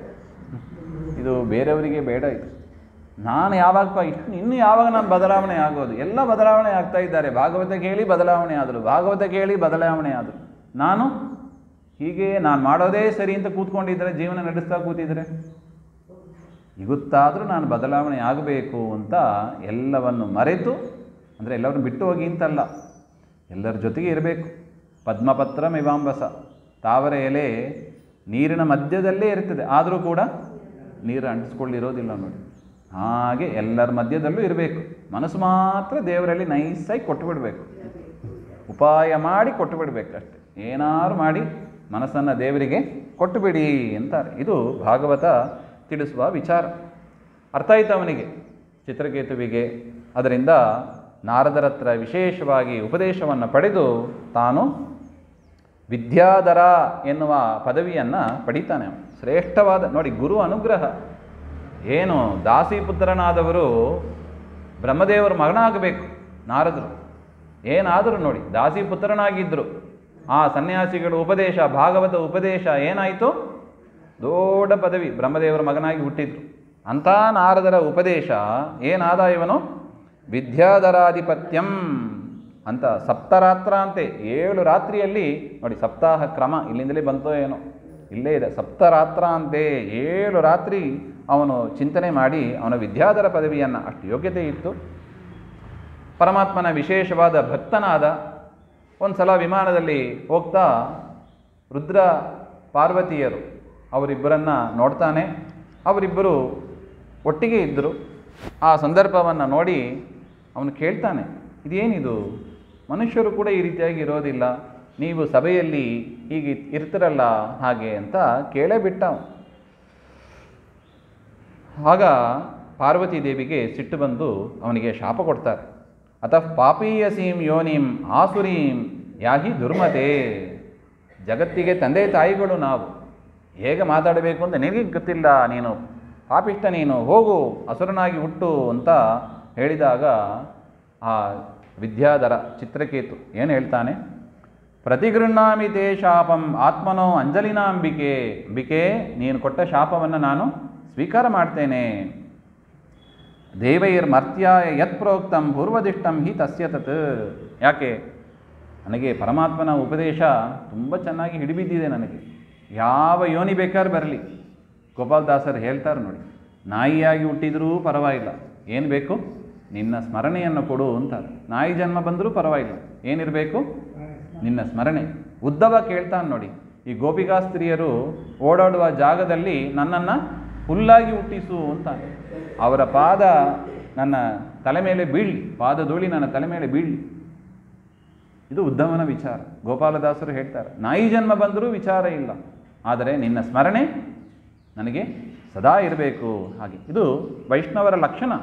ಯಾವುದಕ್ಕೂ ಹೆದರೋದಿಲ್ಲ ವೈಷ್ಣವರು. ಯಾವ ಜನ್ಮ ಬಂದರೂ ಸರಿ, ಅವ್ರು ಕೇಳೋದು ಒಂದೇ, ಏನು? ಸಂಚಿಂತೆಯೇ ಭಗವತ ಚರಣಾರವಿಂದಂ. ಗಟ್ಟಿ ಕೂತಿರ್ತದೆ ಅವರಿಗೆ, ಯಾವ ಜನ್ಮ ಬಂದರೂ ಹೆದರೋದಿಲ್ಲ. ಅತಃ ಪ್ರಸಾದಯೇ ನತ್ವಾಂ ಶಾಪಮೋಕ್ಷಾಯ ಭಾಮಿನಿ. ಅದರಿಂದ ನನಗೆ ಶಾಪ ವಿಮೋಚನೆ ಕೊಡು ಹಾಗೆ ಅಂತ ನಾನು ನಿನಗೆ ಪ್ರಾರ್ಥನೆ ಮಾಡಲಿಕ್ಕೆ ಹೋಗೋದಿಲ್ಲ ಹಾಗೆ ಅಂತ ಹೇಳಿ, ಎನ್ ಮನ್ಯಸೆ ಅಸಾಧೋಕ್ತಂ ಮಮತತ್ ಕ್ಷಮ್ಯತಾಂ ಸತಿ. ನಾನು ಆಡಿದ್ದೇನಾದ್ರು ತಪ್ಪು ಅಂತ ನಿನಗೆ ಅನಿಸಿದರೆ ನನ್ನನ್ನು ಕ್ಷಮಿಸಿಬಿಡು ಅಂತ ಇಷ್ಟು ಪ್ರಾರ್ಥನೆಯನ್ನು ಮಾಡಿದಾಗ ರುದ್ರದೇವರು ಹೇಳ್ತಾರಂತೆ, ದೃಷ್ಟವತ್ಯಸಿ ಶುಶ್ರೋಣಿ ಹರೇರ್ ಅದ್ಭುತ ಕರ್ಮಣಃ. ನೋಡಿದಿರಾ ಪರಮಾತ್ಮನ ವಿಚಾರ ಹೇಗಿದೆ? ಪರಮಾತ್ಮ ಹೇಗಿದ್ದಾನೆ? ಪರಮಾತ್ಮನ ಭಕ್ತರು ಹೇಗಿದ್ದಾರೆ? ನಾರಾಯಣ ಪರಾಸರ್ವೇ ನ ಕುತಶ್ಚನ ಬಿಭ್ಯತಿ. ಪರಮಾತ್ಮನ ಭಕ್ತರು ಎಂದಿಗೂ ಕೂಡ ಹೆದರೋದಿಲ್ಲ ಅಂತ ನೋಡಿ. ಮಕ್ಕಳಿಗೆ ನಾವು ತುಂಬಿಸಬೇಕಾದ ಮಾತು ಇದು. ಎಂದಿಗೂ ಕೂಡ ಪರಮಾತ್ಮನ ಭಕ್ತರು ಹೆದರೋದಿಲ್ಲ. ಯಾಕೆ ಹೆದರೋದಿಲ್ಲ? ಅವರೇನಂತ ತಿಳ್ಕೊಂಡಿರ್ತಾರೆ? ಪರಮಾತ್ಮ ಈಶಾವಾಸ್ಯಂ, ನಮ್ಮ ತುಂಬ ಹತ್ತಿರದಲ್ಲಿ ಇರುವವನು. ಉಪ ಆಸ್ತೆ ಅಂತ ಉಪನಿಷತ್ತು ಹೇಳ್ತಾ ಇದೆ. ನಮ್ಮ ಹತ್ತಿರದಲ್ಲಿ ಇರುವವನು ಯಾರು? ಪರಮಾತ್ಮ. ಅದರಿಂದ ನಮ್ಮನ್ನು ನಾವು ರಕ್ಷಣೆ ಮಾಡಿಕೊಳ್ಳಿಕ್ಕೆ ನಾವು ಪ್ರಯತ್ನ ಪಡಬಾರದು ಅಂತಾರೆ. ಆತ್ಮಾನಂ ಗೋಪ್ತುಂ ನ ಇಚ್ಛತಿ ಅಂತ ಬರೀತಾರೆ. ತನ್ನನ್ನು ತಾನು ರಕ್ಷಣೆ ಮಾಡಿಕೊಳ್ಳಿಕ್ಕೆ ಇಚ್ಛೆ ಪಡೋದಿಲ್ಲ. ಯಾಕೆ? ರಕ್ಷಣೆ ಮಾಡಲಿಕ್ಕೆ ಅಂತಲೇ ಒಬ್ಬ ಜವಾಬ್ದಾರಿ ತಗೊಂಡು ಇದ್ದಾನೆ ಪರಮಾತ್ಮ. ಅವನು ಈಗ ನೋಡಿ, ಈಗ ಒಬ್ಬರು ಮಾಡ್ಬೋದು ಒಂದು ಕೆಲಸವನ್ನು, ಇಬ್ಬರು ಮಾಡಿದರೆ ಸರಿ ಹೋಗೋದಿಲ್ಲ. ನೋಡಿ, ರಕ್ಷಣೆಯ ಜವಾಬ್ದಾರಿ ಯಾರು ತಗೋಬೇಕು? ನಾವು ತಗೋಬೇಕು, ದೇವರು ತಗೋಬೇಕು? ಯಾವುದು ಬೆಟರ್? ನಾವು ಬುದ್ಧಿವಂತ ಇಲ್ಲ, ಶಕ್ತಿ ಸಾಮರ್ಥ್ಯ ಇಲ್ಲ ರಕ್ಷಣೆ ಮಾಡೋದಕ್ಕೆ. ಅದರಿಂದ ನಮ್ಮ ಜವಾಬ್ದಾರಿಯನ್ನು ನಾವು ತಗೋಬೇಕು. ಸರ್ವಜ್ಞನಾದ ಅತೀ ಬಲಿಷ್ಠನಾದ ದೇವರು ತೆಗೆದುಕೋಬೇಕು. ಯಾವುದು ಬೆಟರು? ದೇವ್ರದ್ದು ಕೊಟ್ಟರು ಬಿಡೋದೇ ಬೆಟರ್. ಶರಣ ಹೋಗಿಬಿಡೋದೇ ಬೆಟರು ಹಾಗೆ ಅಂತ. ಅದರಿಂದ ವೈಷ್ಣವರು ಹೆದರೋದಿಲ್ಲ. ಸ್ವರ್ಗಾಪವರ್ಗ ನರಕೇಶ್ವಪಿ ತುಲ್ಯಾರ್ಥ ದರ್ಶಿನಃ. ಸ್ವರ್ಗ ಬಂದರೂ ಸರಿ, ನರಕ ಬಂದರೂ ಸರಿ, ಮೋಕ್ಷ ಬಂದರೂ ಸರಿ, ತುಲ್ಯಾರ್ಥ ದರ್ಶಿನಃ, ಎಲ್ಲವನ್ನು ಕೂಡ ಸಮವಾಗಿ ನೋಡ್ತಾರೆ. ಸಮಚಿತ್ತಾಹ, ನಿನ್ನೆ ನೋಡಿದ್ದೀವಿ ನೋಡಿ, ಅದು ಲೌಕಿಕ ಸುಖ ಬಂದರೂ ಕೂಡ ದುಃಖ ಅಂತ ಭಾವಿಸ್ತಾರೆ. ವೇದದಲ್ಲಿ ಹೇಳಿದ ಕರ್ಮಗಳು ಕಷ್ಟ ಅಂತ ಅನಿಸಿದರೂ ಕೂಡ ಅದನ್ನು ಸುಖ ಅಂತ ಭಾವಿಸ್ತಾರೆ. ಅದೇ ಥರ ನರಕದಲ್ಲಿ ಇದ್ದರೂ ಕೂಡ ಪರಮಾತ್ಮನ ಸ್ಮರಣೆ ಇದ್ದರೆ ಅದೇ ಅವರಿಗೆ ಸ್ವರ್ಗ ಅಂತ ಅವರು ಭಾವಿಸ್ತಾರೆ. ಇಷ್ಟು ಹೇಳಿದಾಗ ಆ ಅಸುರನಾಗಿ ಈ ಒಂದು ಬುದ್ಧಿಯಿಂದ ವೃತ್ರಾಸುರ ಹುಟ್ಟಿದ. ಅದರಿಂದ ಪರೀಕ್ಷಿತ ರಾಜನ ಪ್ರಶ್ನೆಗೆ ಇಷ್ಟು ಹೇಳ್ತಾರೆ. ಅಲ್ಲಿ ನಾರಾಯಣ ವರ್ಮ ಅದರ ಸಿದ್ಧಿ ಭಾರಿ ಇದೆ. ಆ ನಾರಾಯಣ ವರ್ಮ ಸಿದ್ಧಿಯನ್ನು ಪಡೆದ ಒಬ್ಬ ಬ್ರಾಹ್ಮಣ ಅವನು ಸತ್ತು ಬಿದ್ದಿದ್ದಂತೆ. ಅಂತಿಮ ಸಂಸ್ಕಾರ ಮಾಡುವವರು ಅಂತ ಯಾರೂ ಇದ್ದಿಲ್ಲ ನೋಡಿ.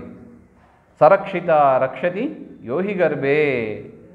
ದೇವರ ರಕ್ಷಣೆ ಮಾಡಬೇಕು ಅಂತ ಪರಮಾತ್ಮನನ್ನು ನಂಬಿ ಇದ್ದರೆ, ನಂಬಿ ಕೆಟ್ಟವರಿಲ್ಲವೋ, ಯಾರು ಮಕ್ಕಳಿಲ್ಲ, ಬಂಧು ಬಾಂಧವರು ಯಾರಿಲ್ಲ ಅಂತ್ಯ ಸಂಸ್ಕಾರ ಮಾಡೋದಕ್ಕೆ, ಏನು ಗತಿ ಅವನಿಗೆ? ಹಾಗೆ ಅಂದರೆ ಚಿತ್ರಕೇತು ಗಂಧರ್ವ ಅಂತ ಒಂದು ಗಂಧರ್ವ, ಅವನು ರಥದಲ್ಲಿ ವಿಮಾನದಲ್ಲಿ ಮೇಲೆ ಹೋಗ್ತಾ ಇದ್ದಾನೆ. ಆಗ ಸ್ತ್ರೀಯರ ಸಮೇತ ಹೋಗ್ತಾ ಇದ್ದಾನೆ. ಇವನ ಶವ ಕೆಳಗೆ ಬಿದ್ದಿದೆ. ಅದರ ದಾಟ್ಕೊಂಡು ಹೋಗ್ತಾನೆ, ಕೆಳಗೆ ಬೀಳುತ್ತದೆ ವಿಮಾನ. ತಿರ್ಗಾ ವಿಮಾನ ಸ್ಟಾರ್ಟ್ ಮಾಡ್ತಾನೆ, ಅದು ಮೇಲಕ್ಕೆ ಹೋಗ್ತಾ ಇಲ್ಲ. ಅರ್ಥ ಆಯ್ತು ಅವನಿಗೆ. ಅಲ್ಲಿ ವಾಲಕಿಲ್ಯರು ಅಂತ ಋಷಿಗಳು ತಪಸ್ ಮಾಡ್ತಾ ಇದ್ರು. ಯಾಕೋ ವಿಮಾನ ಸ್ಟಾರ್ಟ್ ಆಗ್ತಾ ಇಲ್ಲ, ಏನು ಮಾಡಬೇಕು ಹಾಗೆ ಅಂತ. ಒಳ್ಳೆ ಏನು ಪೆಟ್ರೋಲ್ ಏನು ಎಲ್ಲ ಚೆನ್ನಾಗಿದೆ, ಏನು ಮೆಕ್ಯಾನಿಕಲ್ ಪ್ರಾಬ್ಲಮ್ ಏನೂ ಇಲ್ಲ, ಆದರೂ ಯಾಕೋ ಸ್ಟಾರ್ಟ್ ಆಗ್ತಾ ಇಲ್ಲ ಅಂತ ಹೇಳಿದರೆ, ಆಗ ಬಾಲಕಿಲ್ಯರು ಹೇಳಿದ್ರಂತೆ, ಇಲ್ಲಿ ಇವನು ವಿದ್ದಾನೆ ಬ್ರಾಹ್ಮಣ, ಅವನಿಗೆ ಸಂಸ್ಕಾರ ಮಾಡು ಹಾಗೆ ಅಂತ. ಅವನು ಸಂಸ್ಕಾರ ಮಾಡ್ತಾನೆ. ಮತ್ತೆ ಗಾಡಿ ಸ್ಟಾರ್ಟ್ ಆಯಿತು, ಮುಂದಕ್ಕೆ ಹೋದ ಹಾಗೆ ಅಂತ. ನೋಡಿ, ನಮ್ಮ ಯಾತ್ರೆ ಸರಿಯಾಗಿ ನಡೆಯಬೇಕು. ಹಾಗೆಂದರೆ ಈ ನಾರಾಯಣ ವರ್ಮವನ್ನು ಆ ಸ್ತೋತ್ರ, ಸಣ್ಣ ಸ್ತೋತ್ರ ಅಂತಾರೆ, 23 ಸ್ತೋತ್ರಗಳಿದೆ ಅಂತಾರೆ. ಗಾಯತ್ರಿ ಭಾಷ್ಯರೂಪೋತ್ಸವ, ಗಾಯತ್ರಿಗೆ ತುಲ್ಯವಾದದ್ದು ಇದು ಅಂತ ಹೇಳ್ತಾ ಇದ್ದಾರೆ. ಅದನ್ನು ನಾವು ನಿತ್ಯ ಪಾರಾಯಣ ಮಾಡಬೇಕು ಅಂತ ಒಂದು ವಿಚಾರ. ಆ ನಾರಾಯಣ ವರ್ಮದ ಸಿದ್ಧಿಯನ್ನು ಪಡೆದವರ ಕತೆ ಹೇಗಿದೆ ನೋಡಿ ಹಾಗೆ ಅಂತ. ವಜ್ರಾಯುಧಕ್ಕೆ ಅಷ್ಟು ಸಾಮರ್ಥ್ಯ ಬಂದದ್ದು ಈ ನಾರಾಯಣ ವರ್ಮದಿಂದ ಹಾಗೆ ಅಂತ. ಅದರಿಂದ ನಮ್ಮ ಎಲುಬು ಎಲ್ಲ ಗಟ್ಟಿಯಾಗಬೇಕು ಅಂದರೆ ಕವಚ ನಾರಾಯಣ ವರ್ಮದ ವಿಶೇಷ ಚಿಂತನೆ, ನಾರಾಯಣ ವರ್ಮ ಚಿಂತನೆ, ಸಿದ್ಧಿ ಪಡೆದವರ ದರ್ಶನ. ಅದಕ್ಕೆ ಮಠಕ್ಕೆ ಹೋಗಬೇಕು, ಗುರುಗಳನ್ನು ನೋಡಬೇಕು. ಅವರು ಎಂಥವರಾಗಿದ್ದಾರೆ? ನಾರಾಯಣ ವರ್ಮ ಸಿದ್ಧಿ ಪಡೆದಿದ್ದಾರೆ. ಅವರ ದೃಷ್ಟಿ ನಮ್ಮ ಮೇಲೆ ಬಿದ್ದರೆ ನಮಗೆ ಅನುಗ್ರಹ ಆಗ್ತದೆ ಹಾಗೆ ಅಂತ. ಮತ್ತು ಕೊನೆಯಲ್ಲಿ ಬರತಕ್ಕದ್ದು ಈ ಸ್ಕಂದದ ಕೊನೆಯಲ್ಲಿ ಪುಂಸವನ ವ್ರತ ಅಂತ ಮಾಡ್ತಾರೆ ದಿತಿದೇವಿ. ಯಾಕೆ? ಅವರ ಮಕ್ಕಳು ಮತ್ತೆ ಮತ್ತೆ ಸಾಯ್ತಾ ಇರ್ತಾರೆ. ಅದರಿಂದ ದೈತ್ಯರು ಅಂದರೆ ಅದು ಔಟೇ, ಅದು ಆ ಟೀಮೇ ಸರಿ ಇಲ್ಲ ಅಂತ. ಅವರ ತಾಯಿ ದಿತಿದೇವಿ ಎಷ್ಟೇ ಆದರೂ ಮಕ್ಕಳ ಮೋಹ ಕಾಪಾಡಬೇಕು ಅಂತ ಕೇಳಿದಾಗ ಕಶ್ಯಪರು ಪುಂಸವನ ವ್ರತವನ್ನು ಹೇಳ್ತಾ ಇದ್ದಾರೆ. ನಿನಗೆ ಮಕ್ಕಳು ಆಗ್ತಾರೆ, ಆದರೆ ಈ ವ್ರತವನ್ನು ಮಾಡಿದರೆ ನೀನು ಕೇಳಿದಂಗೆ ಆಗ್ತದೆ ಅಂತ ಹೇಳ್ತಾರೆ. 1 ವರ್ಷ ಇದನ್ನು ಮಾಡಬೇಕು ಅಂತ ಒಂದಿಷ್ಟು ಲಿಸ್ಟು ಹೇಳ್ತಾರೆ. ನ ಹಿಂಸ್ಯ ಸರ್ವಭೂತಾನಿ ನ ಶಪೇನ್ ನಾನೃತಂ ವದೇತ್. ಯಾರಿಗೆ ಹಿಂಸೆ ಮಾಡಬಾರ್ದು, ಶಾಪ ಕೊಡಬಾರ್ದು, ಸುಳ್ಳು ಹೇಳಬಾರ್ದು, ಶುದ್ಧರಾಗಿರಬೇಕು ಹಾಗೆ ಅಂತೆಲ್ಲ ಒಂದಿಷ್ಟು ಹೇಳ್ತಾರೆ. ಆಯಿತು ನಾನು ಮಾಡ್ತೀನಿ ಅಂತ ದಿತಿದೇವಿ ಒಪ್ಪಿ ಮಾಡ್ತಾರೆ. ಆಗ ಇಂದ್ರದೇವರು ಅವರ ರಕ್ಷಣೆಗಾಗಿ ಬರ್ತಾರೆ, ದಿತಿದೇವಿಯ ರಕ್ಷಣೆಗಾಗಿ. ಯದ್ಯಪಿ ದಿತಿದೇವಿಯ ಉದ್ದೇಶ ಏನೋ ಇಂದ್ರ ಮೊದಲಾದ ದೇವತೆಗಳನ್ನು ಸೋಲಿಸಬೇಕು ಅಂತ, ಅದಕ್ಕಾಗಿ ಗರ್ಭಧಾರಣೆ ಮಾಡಿಕೊಂಡು ಕೂತಿದ್ದಾರೆ. ಇದು ಗೊತ್ತಾಯಿತು ಇಂದ್ರದೇವರಿಗೆ.